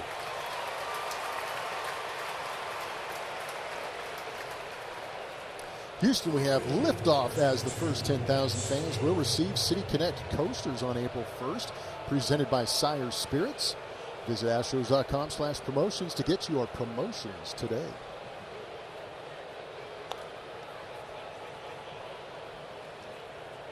So 2 outs, bases clear for Juan Soto. Soto in his Yankees debut. RBI single to get them on the board. Bases loaded singles last time up. He's 1 for 2 with a walk.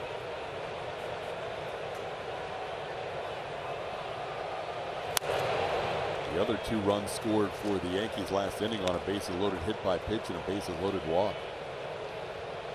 The hit by pitch was Framber's last batter, hitting Anthony Rizzo. The walk was Seth Martinez's first batter, Anthony Volpe. Swinging and missing is Soto. It's 1-2. Soto's only faced Montero once in their respective careers. That was last year here at Minute Maid Park, and Soto struck him out on a fastball on the outside edge. Trying to get him to chase the changeup. It's 2-2. We got him to chase up out of the zone. So you've got a couple of options. You can try that fastball up out of the zone. But if he takes it, you fall to 3-2. It might be another changeup down and away. Ground ball towards the left of Bregman. Gloves, throws, and beats Soto by a stride to end the inning. Solo home run by Oswaldo Cabrera ties it up. 4 apiece as we head to the bottom of the 6th.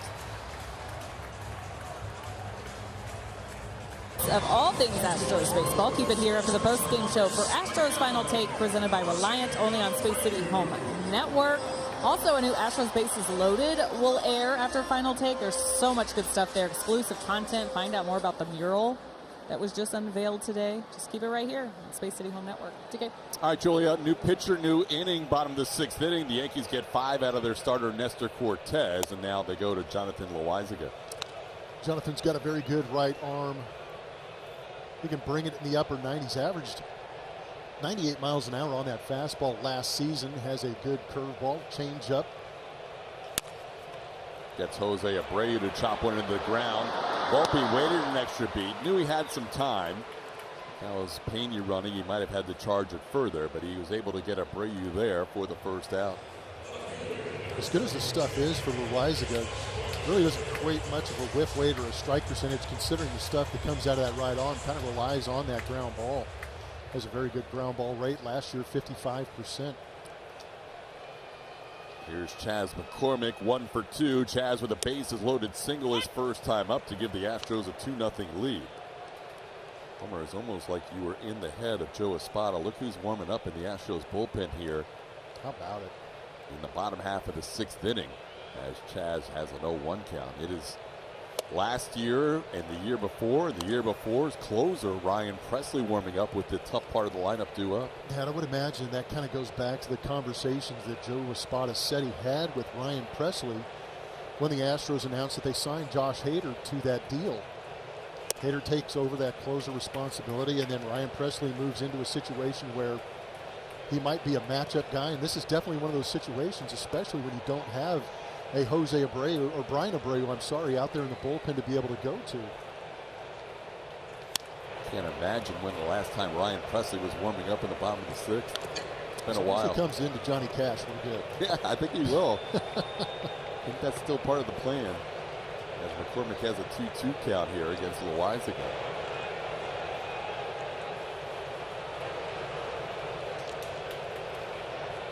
Chas takes one up, and the count runs full on McCormick.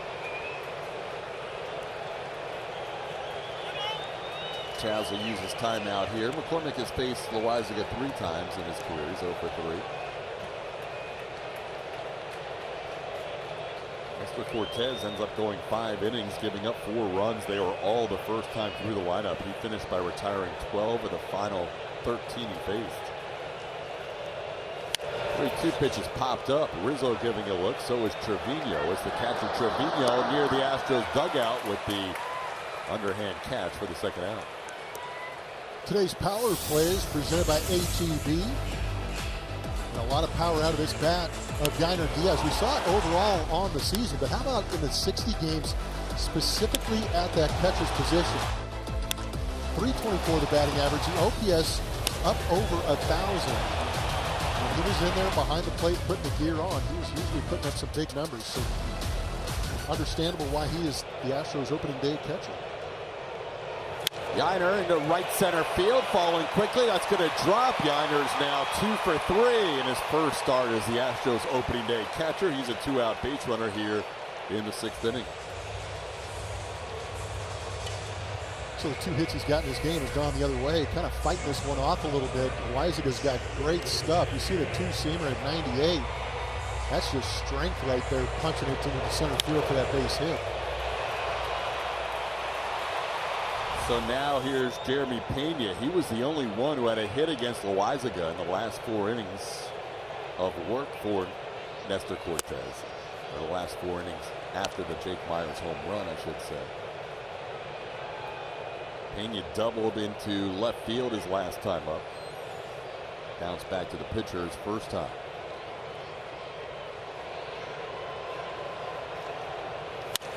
A little punch shot. That's going to find some open grass in center field. Yainer going first to third. He'll get there. The throw goes through. The Astros have runners on the corners with a little 2-out rally here from Diaz and Pena. A couple of young right-handed hitters doing a good job of pulling that knob through early to fight off some of these sinkers that are coming in on the hands. You've really got to fight to get the hands towards that belt buckle to be able to get the barrel on this pitch. Able to force that run into center field. Aggressive base running by Yainer Diaz. 2 outs off with the swing. There's a bit of a meeting at the mound, TK. And aggressive managing. Yeah. With Joe Espada going to a pinch hitter here in the 6th inning. And that's what we might kind of anticipate with Joe, is that he's going to move guys around and take advantage of matchups. And what we mean by matchups is by bringing in the left-handed hitter to the right-handed pitcher. If you remember back in the ALCS in Game 5, Joe Espada brought in John Singleton as a pinch hitter late in that game preceding the Jose Altuve 3-run home run. He's got a good eye, but I also like the idea of creating that matchup. And coming out of spring training, this isn't a cold start or a cold pinch hit for John Singleton. He had plenty of at-bats in spring. He is ready for this at-bat right now. Now a word from Reliant. Reliant, official energy provider of the Houston Astros. Oh, here is John Singleton, made the team out of options, and he is going to get a chance to pinch hit. He had that big game last year where he hit 2 home runs in 1 game. That was against the Angels. Those were his only 2 home runs on the season. That was August the 11th. Remember, he did not have any major league at-bats from 2015 till last season. Now Singleton in a big spot here. Tie game, 2 on, 2 outs in the 6th inning. Facing Loaisiga for the first time in his career. Little tapper. Loaisiga is going to get out of this as he gloves it on one hop, and that'll do it for the Astros in the 6th inning. 2 hits with 2 outs, both stranded. We head to the 7th, tied at 4. Remember, these will come every day for you, so be a part of it. Which Astros offseason move was the most important to team success over the next 3 seasons? So looking ahead, and Altuve's extension will win this one with 45%, but votes coming to all of those. Yeah, they're thinking all of those pretty important for the future. TK. All right, Julia, new pitcher here in the 7th. Ryan Pressly on the mound. They were playing his song coming in. This is not a role that we have been accustomed to seeing Ryan Pressly in. Things changing with Josh Hader coming into that bullpen. He is a very good right arm for the Astros over the years. 107 saves as an Astro. Last time he pitched this early in a game, as Mauricio Dubon has taken over for Jake Myers in center field. Myers was pinch hit for by John Singleton. Pressly last pitched in a game this early, June 26th of 2021 with the Astros. It was game 2 of a doubleheader against the Tigers. But Joe Espada going to him here to face Aaron Judge, Giancarlo Stanton, and Anthony Rizzo. And Pressly getting ahead quickly, 0-2.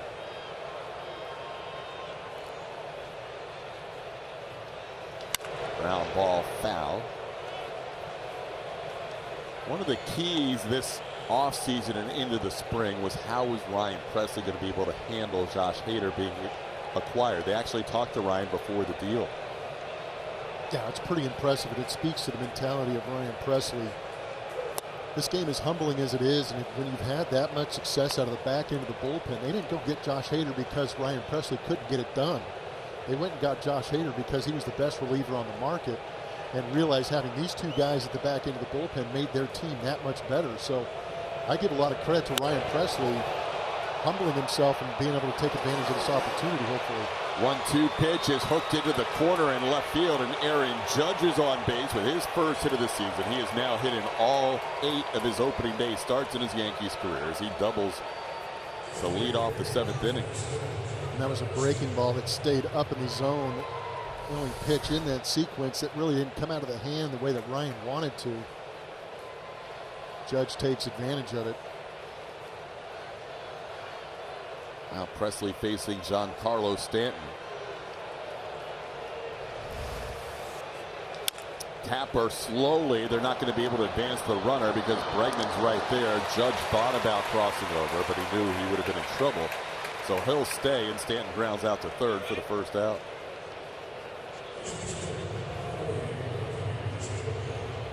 Now Pressly will deal with Anthony Rizzo.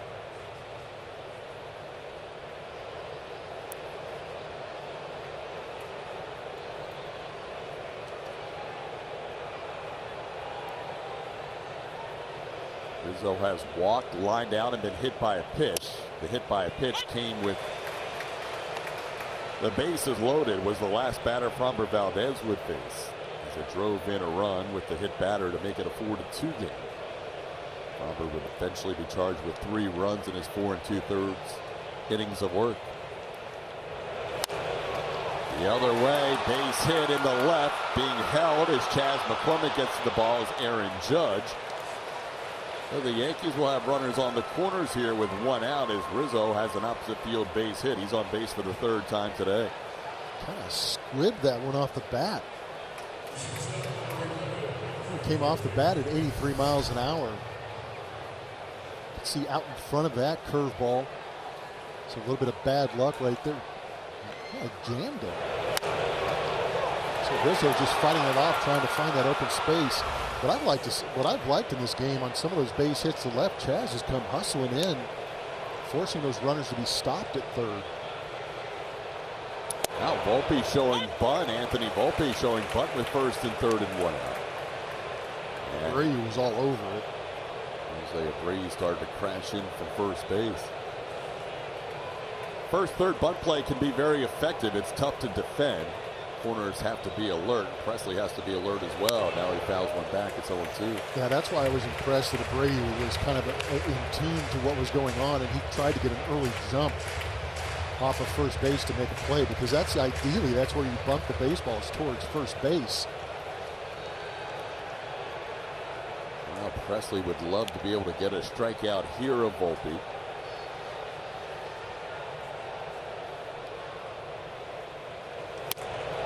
Didn't offer to pitch off the plate. It's 1-2.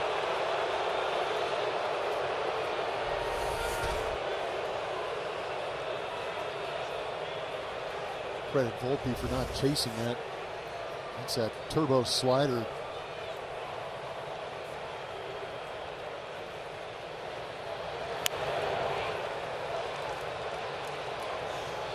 Mentioned the numbers his first time up for Anthony Volpe. He did strike out 167 times in 159 games for the Yankees in his rookie season.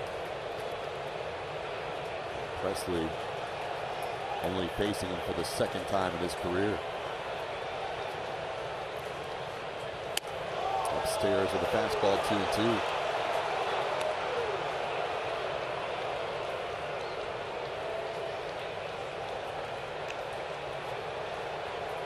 Aaron Judge doubled. Anthony Rizzo with a single. 1 out in the inning. Man, those are good takes by Volpe, because those are very good pitches. Good take on that fastball up previously. We knew that slider was coming. Volpe has a single and 2 walks today. Walked with the bases loaded his last time up.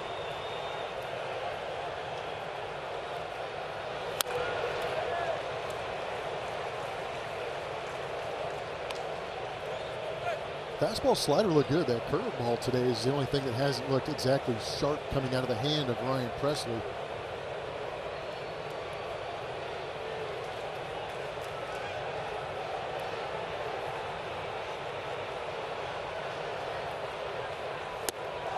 Pretty good take again by Volpe. He would not leave the zone on some close pitches, and the bases will be loaded with 1 out. T-Mobile customers get free MLB TV. Redeem now through April 1st at T-Mobile.com/MLB. That is the 8th walk allowed by Astros pitching today. Career high tying 6 by Framber Valdez. Seth Martinez walked Volpe with the bases loaded, and now Presley walking Volpe for a 3rd straight plate appearance. And Alex Verdugo bats with the bases loaded. He's had a lot of traffic on the bases, batted with runners on first and second his first time up and singled. Batted with the bases loaded his second time up and grounded into a double play. Batted with the bases loaded his 3rd time up and grounded out to Jose Abreu. So he's had 8 runners on base in his 3 at-bats today as Taylor Scott, who made his first opening day roster in his career, the South African, warming up.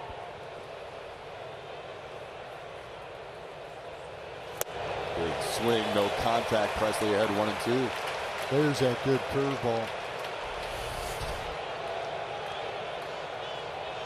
Just spin that thing like crazy, get that good downward break. That's the best one we've seen in this inning from Ryan Presley. Get a feel for that. Now you've got a couple more options if you're Yainer Diaz behind home plate.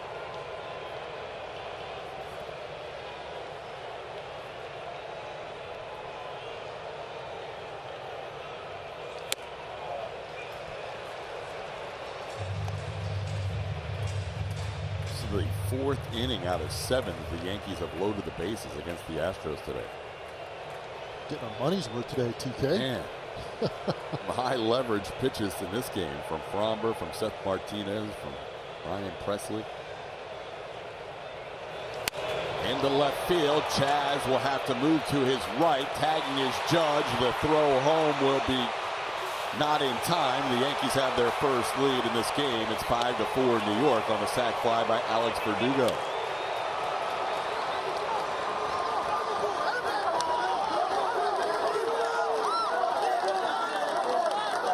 Good at bat by Verdugo. Didn't try and do too much. Just punch that one deep enough to get Aaron Judge in.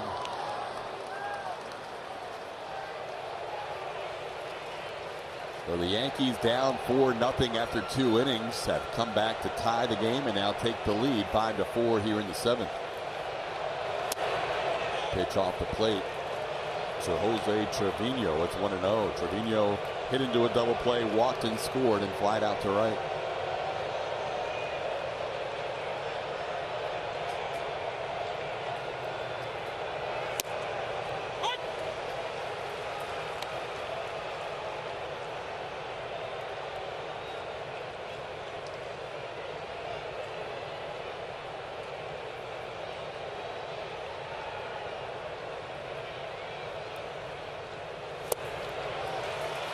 Ryan ahead, 1-2.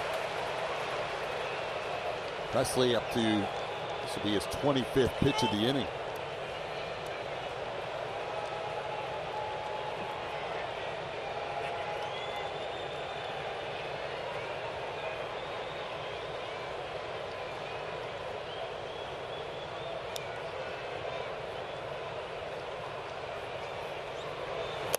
Held up on a pitch off the plate, 2-2. Ryan allowed runs in 3 of his 5 spring training appearances this year. One of them was here against the AAA Sugarland Space Cowboys. I would imagine there's going to be a little bit of an adjustment period, too, for a guy like Ryan Presley, who's been accustomed to coming in such high leverage situations late in games. So there's going to be a little bit of an adjustment for him. Counts 3-2. Oswaldo Cabrera, who tied the game with a home run, is waiting on deck. Presley trying to get Trevino here with 2 on and 2 outs. Runners off. Swing and a miss. Ryan does get through the inning with a strikeout, getting Trevino to end the 7th. But 2 hits, a walk, a run score for the Yankees as they take their first lead at 5-4. Opening day here at Minute Maid Park, full house, and we are going to keep it right here in the 7th inning stretch as we'll enjoy this rendition of God Bless America. Here's Bob Ford for the intro.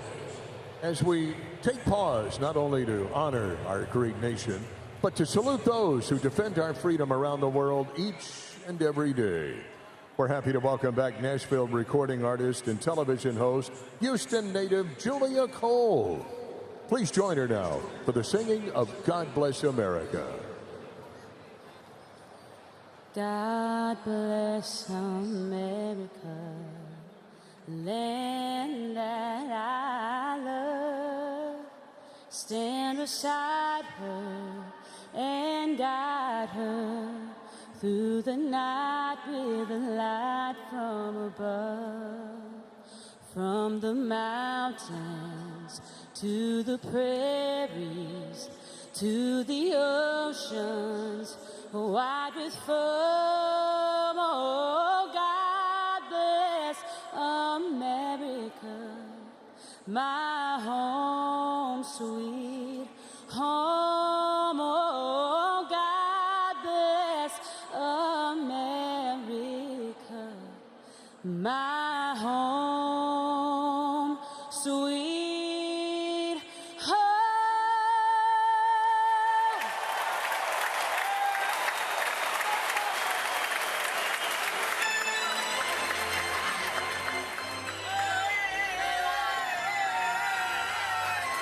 Altuve, an Astros legend already, but a postseason legend, leading the team to 7 straight ALCS appearances with that bat, 27 homers, 55 RBI and counting, but he's 1 of 4 in the majors, have 100 hits, 20 home runs, and 50 RBI in the playoffs. 35 multi-hit games also is what he has, but he joins some extremely impressive company, some really big names with those numbers, guys. Just clutch, absolutely clutch. A couple of Yankees on that list as well as Altuve faces Jonathan Loaisiga. Loaisiga can give the Yankees multiple innings, and he will today as he pitches the 6th and into the 7th as he delivers a strike to Altuve, and it's 0-1. Jose looking for his first hit. He has struck out a couple of times against Nestor Cortez, also popped up to the second baseman Gleyber Torres. Rounds this one, just foul. Counts 0-2. How about this list, Jose joins? This is crazy. I mean, the 100-plus hits and the 20-plus home runs and 50-plus RBIs is remarkable in the postseason. That means you're playing on contending teams year in, year out for all of these guys. But Altuve in that 20-plus home run, 50-plus RBI with the other guys that are perennial run producers is impressive. And that's all he needed was a little encouragement. Looked like Torres might have had a shot at that, but he was going to have to make a quick transfer to get Altuve. Yeah, the wheels. We talked about the number of hits Altuve needs to continue to get close to that 3,000 hit plateau. A lot of the reason he can go out there and get those hits is because he turns these plays into very tough plays with the speed that he has. But when it gets past him, guaranteed base hit to start this inning. The Astros need to get something going with this part of the order. Astros playing down in this game for the first time. They took a 3-0 lead in the first inning. Now they trail 5-4. Here's Yordan Alvarez. Alvarez takes a strike.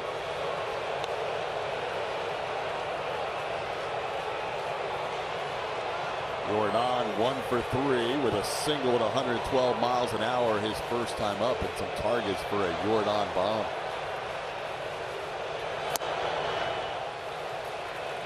Yordan drove in 97 last year. That would lead a lot of teams, but it was second to the AL leader and his teammate who's on deck, Kyle Tucker, with 112.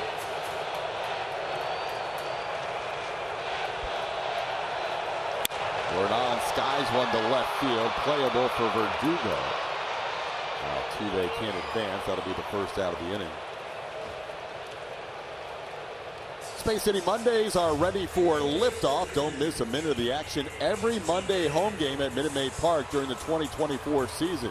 Featuring City Connect jerseys and theme ballpark integration throughout the game. Learn more at astros.com/Space City. Here is your AL RBI leader, the reigning leader from 2023, Kyle Tucker. Tucker will call a timeout to start this at bat. Tucker has walked, scored a run, and struck out a couple of times.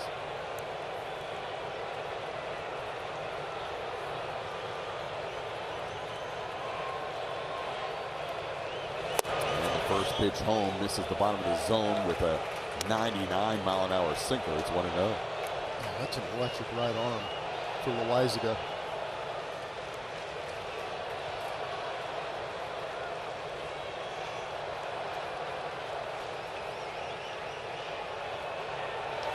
That ball into left field. Verdugo on the move, still on the move. He reaches up and makes the catch and crosses onto the warning track. Altuve will have to retreat to first.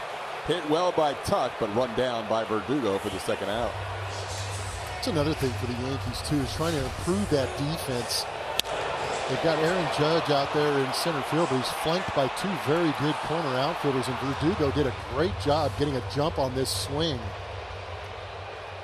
from Kyle Tucker. The ball was hit almost at 100 miles an hour off the bat. I thought it was going to sneak into that gap. Here's Alex Bregman. Bregman swings at the first pitch and pops one foul. Breggy now with Altuve's base hit, the only Astro not on base yet on opening day. He has flied out a couple of times and grounded out.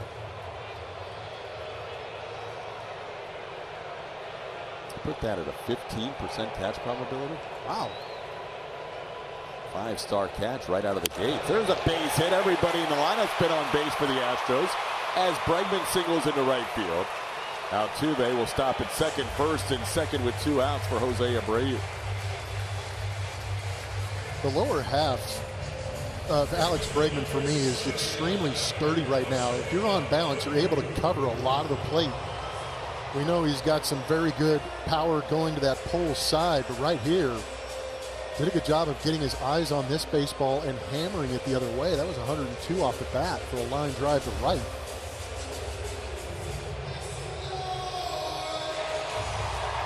So now here is Jose Abreu, a walk, a fly out. He was the first batter to face Jonathan Loaizaga and grounded out against Loaizaga, the shortstop. That's here with a tying run on second, the go-ahead run on first. On the outside edge, dots him up with a strike. It's 0-1.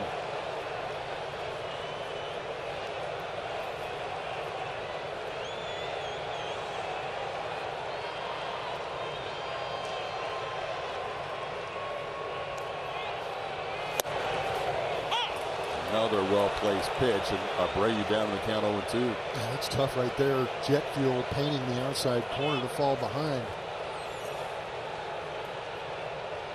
Now Jose has to go to work down in the count 0-2. Looks like Taylor Scott, in his first opening day of his major league career, might get into this game. It's a one-run contest, and Abreu goes down on strikes. Trevino fired up with that strikeout from Loaizaga. The Astros strand 2 here in the 7th. We head to the 8th. Still 5-4 Yanks. And pregame happy hour. There's no better place to kickstart your weekend. Learn more about Friday night offerings at astros.com/Friday. And know that there are some tickets still available. So come out and join us. It'll be a fun night at the ballpark. Taylor Scott called this a very stressful week for him, but got the good news of making the opening day roster. Now makes his Astros debut, Blummer. Yeah, and it's an interesting one at that, too. Getting that shot at the opening day roster, now pitching on opening day. He's out of Johannesburg, South Africa, which makes it that much more unique. And he's kind of been a fun story throughout the course of spring. And now we get to give him the big stage. See his numbers this spring. That helped earn him a spot on the roster, making the Astros bullpen and making his first opening day appearance for any team he's ever pitched for. Taylor Scott is 31 years old. He has pitched for Seattle, Baltimore, San Diego. Seattle and Baltimore in 19, San Diego in 22. And last year, 3 big league teams and 3 AAA teams as well, all in the same organization. So he pitched for the Dodgers, he pitched for their AAA affiliate, he pitched for Boston, he pitched for their AAA affiliate, and he pitched for Oakland and their AAA affiliate. So he's got Oklahoma City, Worcester, Las Vegas, Los Angeles, Boston, and Oakland all on his pitching ledger last year as his home jerseys. You have a big game room, a big man cave to be able to handle some of those jerseys on the wall the way you keep piling them up. But pitched well enough in spring to make this ball club. You could see that kind of short arm, 3/4 arm delivery. Probably be more of a ground ball inducing type pitcher as opposed to swing and miss. There is the ground ball. You talk about Blummer. Pena bobbles, but he's still able to make the play. Cabrera, who hit a home run in his last at-bat, grounds out for the first out. Julia, I know Blummer mentioned Johannesburg is his hometown. That's a long way from Houston. Who's in attendance today? But it's a long way. His wife Chelsea's here. His child is here. I haven't gotten to know everybody or their names yet, working on it. But his mom and dad are here from South Africa. About a week ago decided to make the long trip over just in case there was a chance that he made the team. They just wanted to be here. They knew he was still in camp, the way he was pitching, just in case, right? Well, they're here, and they were able to all be together when he made that opening day roster. They're in the crowd today in the family section. Taylor just overwhelmed with that and being able to have everyone together and working so hard. You know, his spring training, different than other guys who knew they were going to make this team. He's been competing since the first day. And good for him. What a great story. He spent a couple of years in Japan in 2020 and 2021, and here he is back in a big league uniform with the Astros. You can see the South African flag on his glove. Very proud man for being the first ever from South Africa to pitch in the major leagues. Yeah, you got to love it, and that's kind of the beauty of baseball. We talk about how the Astros are going to be playing in Mexico City this season. Major League Baseball opened up in Korea, so this has definitely become the world game, and it's great to see that Taylor Scott's getting the opportunity right here deep in the heart. Moved to Scottsdale at the age of 16, and that started his dream of becoming a major league player. He was the first South African not only in the big leagues but in the Nippon Professional Baseball League as well in Japan. As he faces Juan Soto here, it's 1-1. So quite a story for the 31-year-old. He's come a long way, and now he makes his first opening day roster. Literally and figuratively, has come a long way. Yes. And he was just starting his family when they were in Japan, so he's had all kinds of trials and travails in his life. And last year, as he mentioned, 3 big league organizations and pitched for AAA and the big league team for all 3. 2-1 to Juan Soto. That one's a little down. It's 3-1.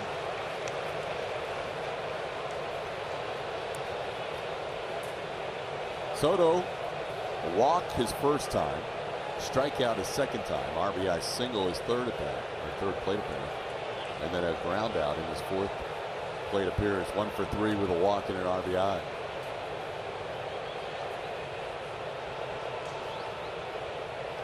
And he draws another walk. That is the 9th walk allowed by Astros pitching. Soto walks for the second time.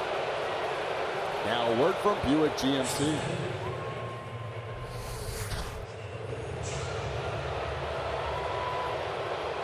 I'll bring up Aaron Judge. You remember back to a game last year in the Bronx at Yankee Stadium. It was August 6th of last season. The Astros pitching staff walked 12 Yankees that day. That's the bad news. The good news is the Astros won the game. 9-7 was the final score in the Bronx that day. They walked 12 Yankees and still won that game 9-7. Today they walked 9 Yankees and hit another batter. It's right up there with the 1980 U.S. Olympic hockey team. And today only 5 runs are scored despite 9 walks. Oh, it's been incredible, yeah. And the Yankees still have 8 hits too. So 8 hits, 9 walks, and a hit batter. Now a word from Buick GMC. There are trucks, then there's the truck. The GMC Sierra.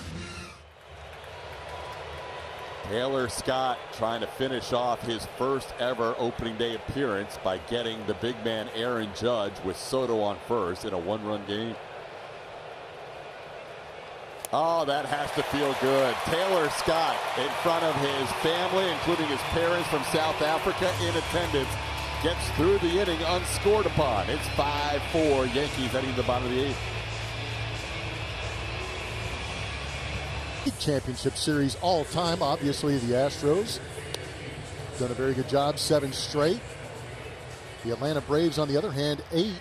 Both those streaks kind of involved a little bit of a hiccup. The Astros actually had to work their way into a championship series during that COVID year, whereas the Braves in 1994 did not play a postseason. So the Astros doing a very good job of trying to create that dynasty right here in Houston. Longest championship series stretch in the American League. New pitcher for the Yankees taking over here in a 1-run game in the 8th is the right-hander Ian Hamilton. Had himself a couple of starts last season. In 39 games, 2.64 ERA. Pretty good swing and miss stuff in that time. 58 innings, 69 strikeouts. First batter he faces Chas McCormick. It'll be McCormick, Yainer Diaz, and Jeremy Pena. If it gets beyond that, Mauricio Dubon will bat for the first time. Dubon came on in the 7th inning after Jake Myers was lifted for a pinch hitter. Chas 1 for 3, takes a pitch down. It's 2-0. Hamilton replaces Jonathan Loaisiga. There you see the new closer for the Houston Astros, Josh Hader, beginning to warm up. Hader signing a 5-year deal in the offseason with the Astros. 2-0 pitch is a strike. He will pitch regardless of whether the Astros score in this inning or not in the bottom half of the 8th. Loaisiga pitched 2 innings, gave up 2 hits in each inning, but did not allow a run. Now Chas holds up, or does he? Yes, he does, says Rob Drake. Counts 3-1. It's going to be a lot of fastballs and sliders, almost a 50-50 split, but he will throw that slider more. Overall last season in 2023, threw that slider 54% of the time. I think in the past this would have been the perfect guy to come in against Chas McCormick, but Chas really worked on hitting that slider against righties last season. That's what makes Chas interesting, is he can take that fastball and drive it the other way. If he can just stay on that slider a little bit better like he did to finish the season, he could make himself a very tough out. And he held up? No. They said he went too far. That was a swing that went just beyond a check swing, and Chas strikes out to start the inning. That is a tough pitch. Just unable to hold up. Well, here is Yainer Diaz. Diaz, who came in to today as the starting catcher. Last year was a 1,001 OPS hitter whenever he caught. And today he's 2 for 3, including an RBI single his first time up.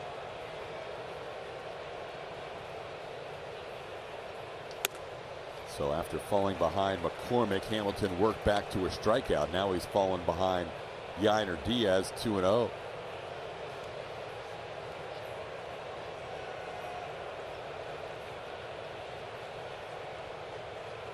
That one's wide, and it's 3-0. Astros haven't had a ton of base runners. They did get 2 hits in each of the 2 innings against Loizaga, but the second hit last inning came with 2 outs, and they had both hits in the 6th inning with 2 outs. So they hadn't had early inning threats, and there is a strike at the top of the zone. Didn't have to be. Really didn't have to be. It's 3-1. It was entirely unnecessary.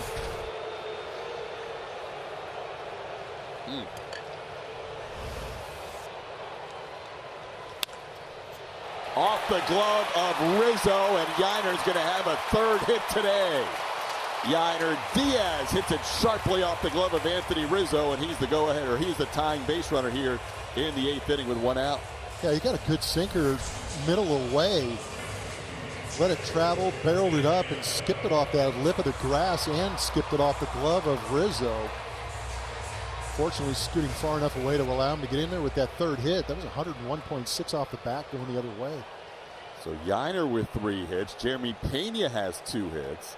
Chaz has an RBI hit, and Jake Myers has a solo home run. So the bottom 4 in the lineup getting the job done for the Astros tonight. Man, James Hoy's losing it a little bit. Pena takes one that looked like it was off the plate wide. Instead, it's 0-1.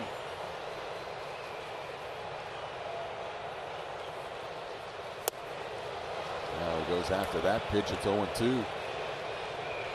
Jeremy, a double and a single his last 2 at bats.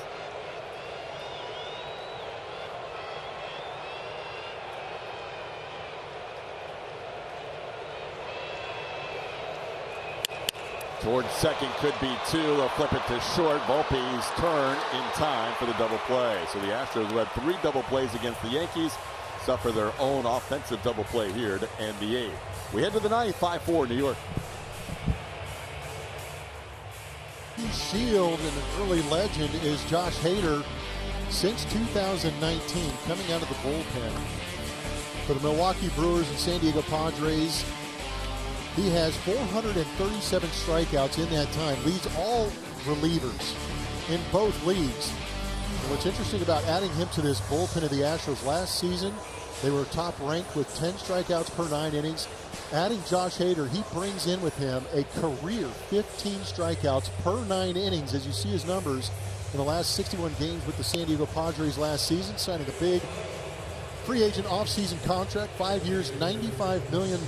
This will be his role normally in that 9th inning, but hopefully with a lead. Right now, to keep this game right where it's at. The first batter he will face in an Astros uniform is Giancarlo Stanton. Josh Hader takes over after Taylor Scott made his Astros debut with a scoreless 8th.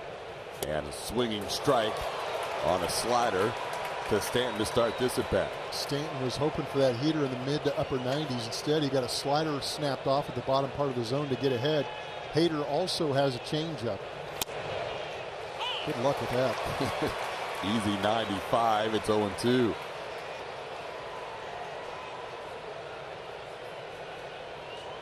It's a little bit of a herky-jerky delivery, wiry frame, kind of throws across the body, and his first Astros strikeout. 3 pitches and a strikeout for Josh Hader. Welcome back, if you will. Yes, please. You are correct. Back into the Astros organization. That is a tough combination. Slider, fastball in, fastball away. 3-pitch strikeout. It's funny. It's not funny because for so many years it was disappointing, but Astros fans for years were like, man, if only we hadn't moved this guy. Watching him develop from afar was painful. Right. You're exactly what could have been, but what now is, thankfully. Yeah, Hader signing that off-season deal, coming back to Houston. He met his wife while he was an Astros minor leaguer at Corpus Christi, and now he returns to the Astros organization after spending 6 seasons with Milwaukee and a year and a half with the San Diego Padres. It's 1-1 to Anthony Rizzo.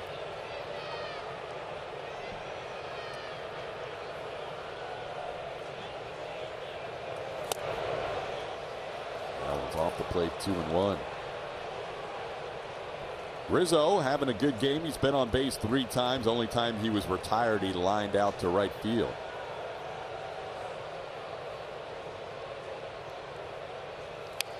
And he fouls one straight back. It's 2-2.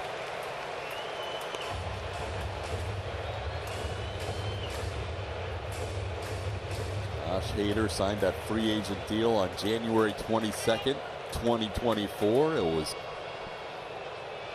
Caravan Week leading up to Fan Fest for the Astros, and everybody was fired up at Fan Fest thinking about this guy wearing an Astros uniform. Got him. 2 batters, 2 strikeouts in his Astros debut. 2 outs in the 9th.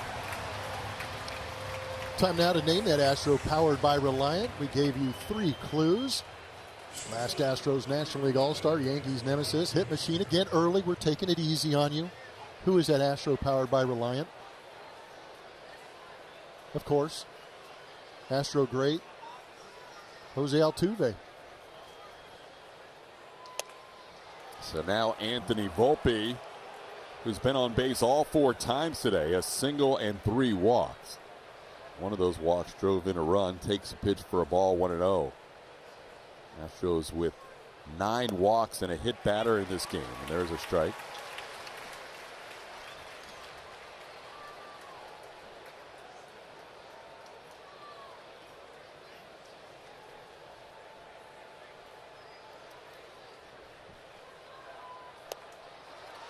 Gets that call on the outside edge, and the count's 1-2. Volpe questions James Hoy with that call. Now it'll take a little time.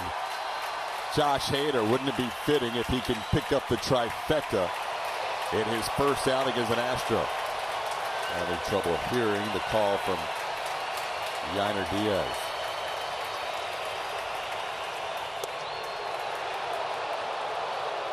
Two and two.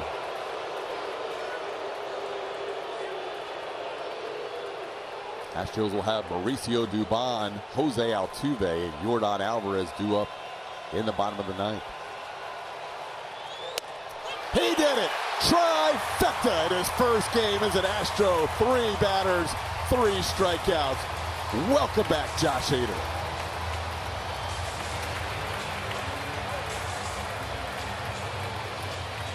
John Deere, the Build It, Price It, Own It tool exclusively at Shoppiz.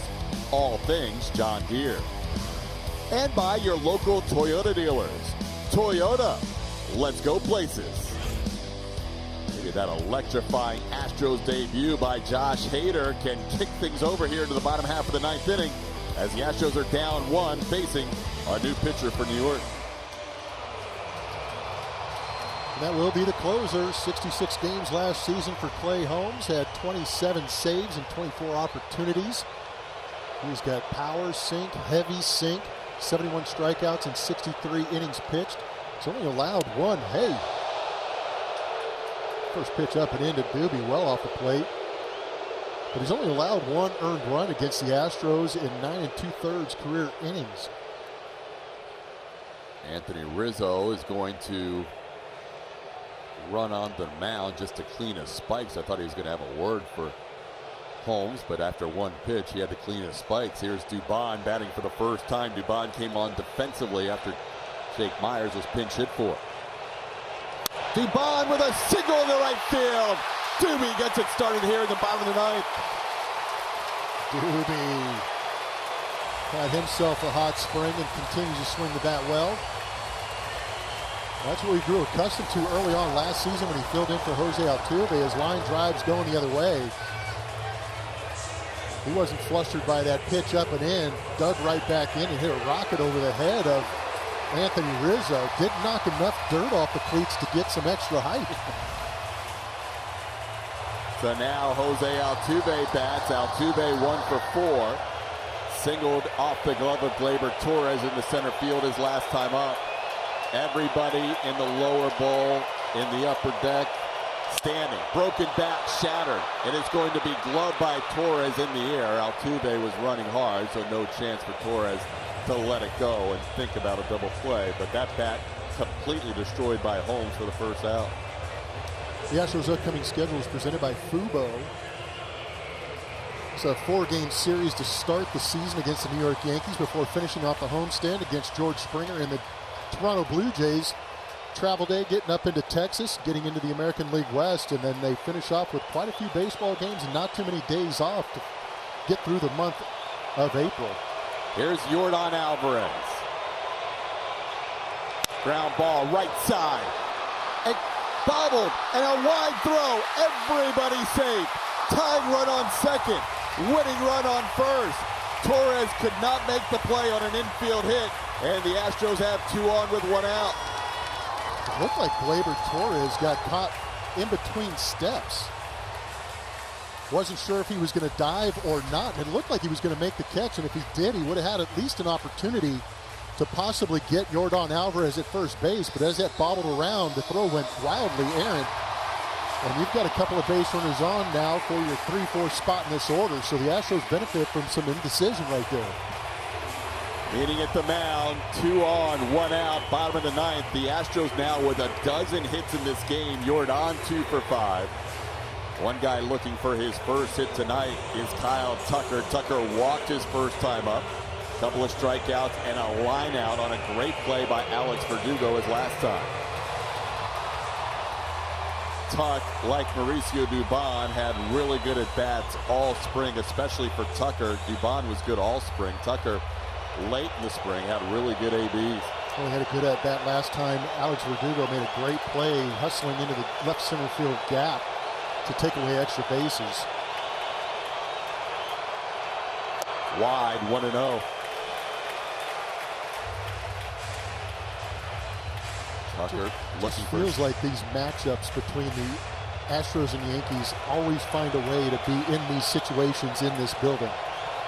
Tucker only has faced Holmes 3 times.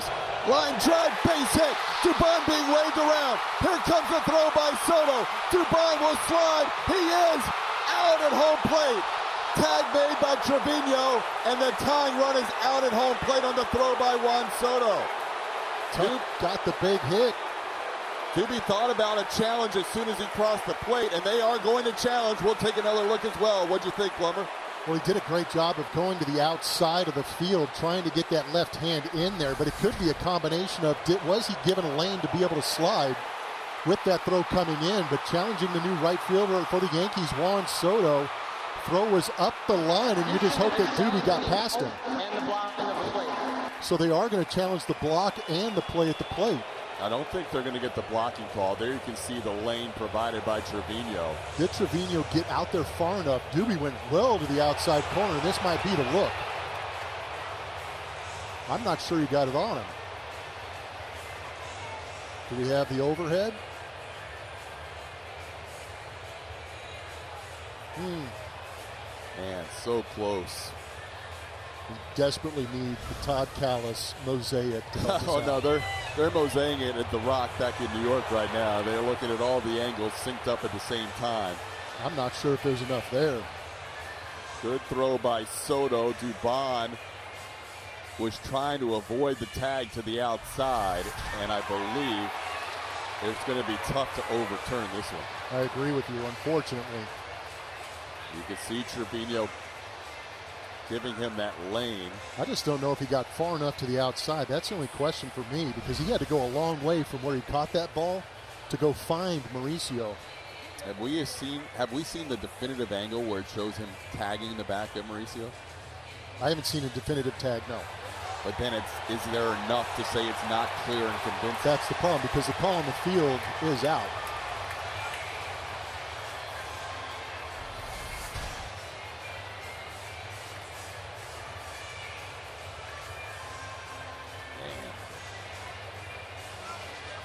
I think whatever was called by the home plate umpire, James Hoy, is maybe going to stay.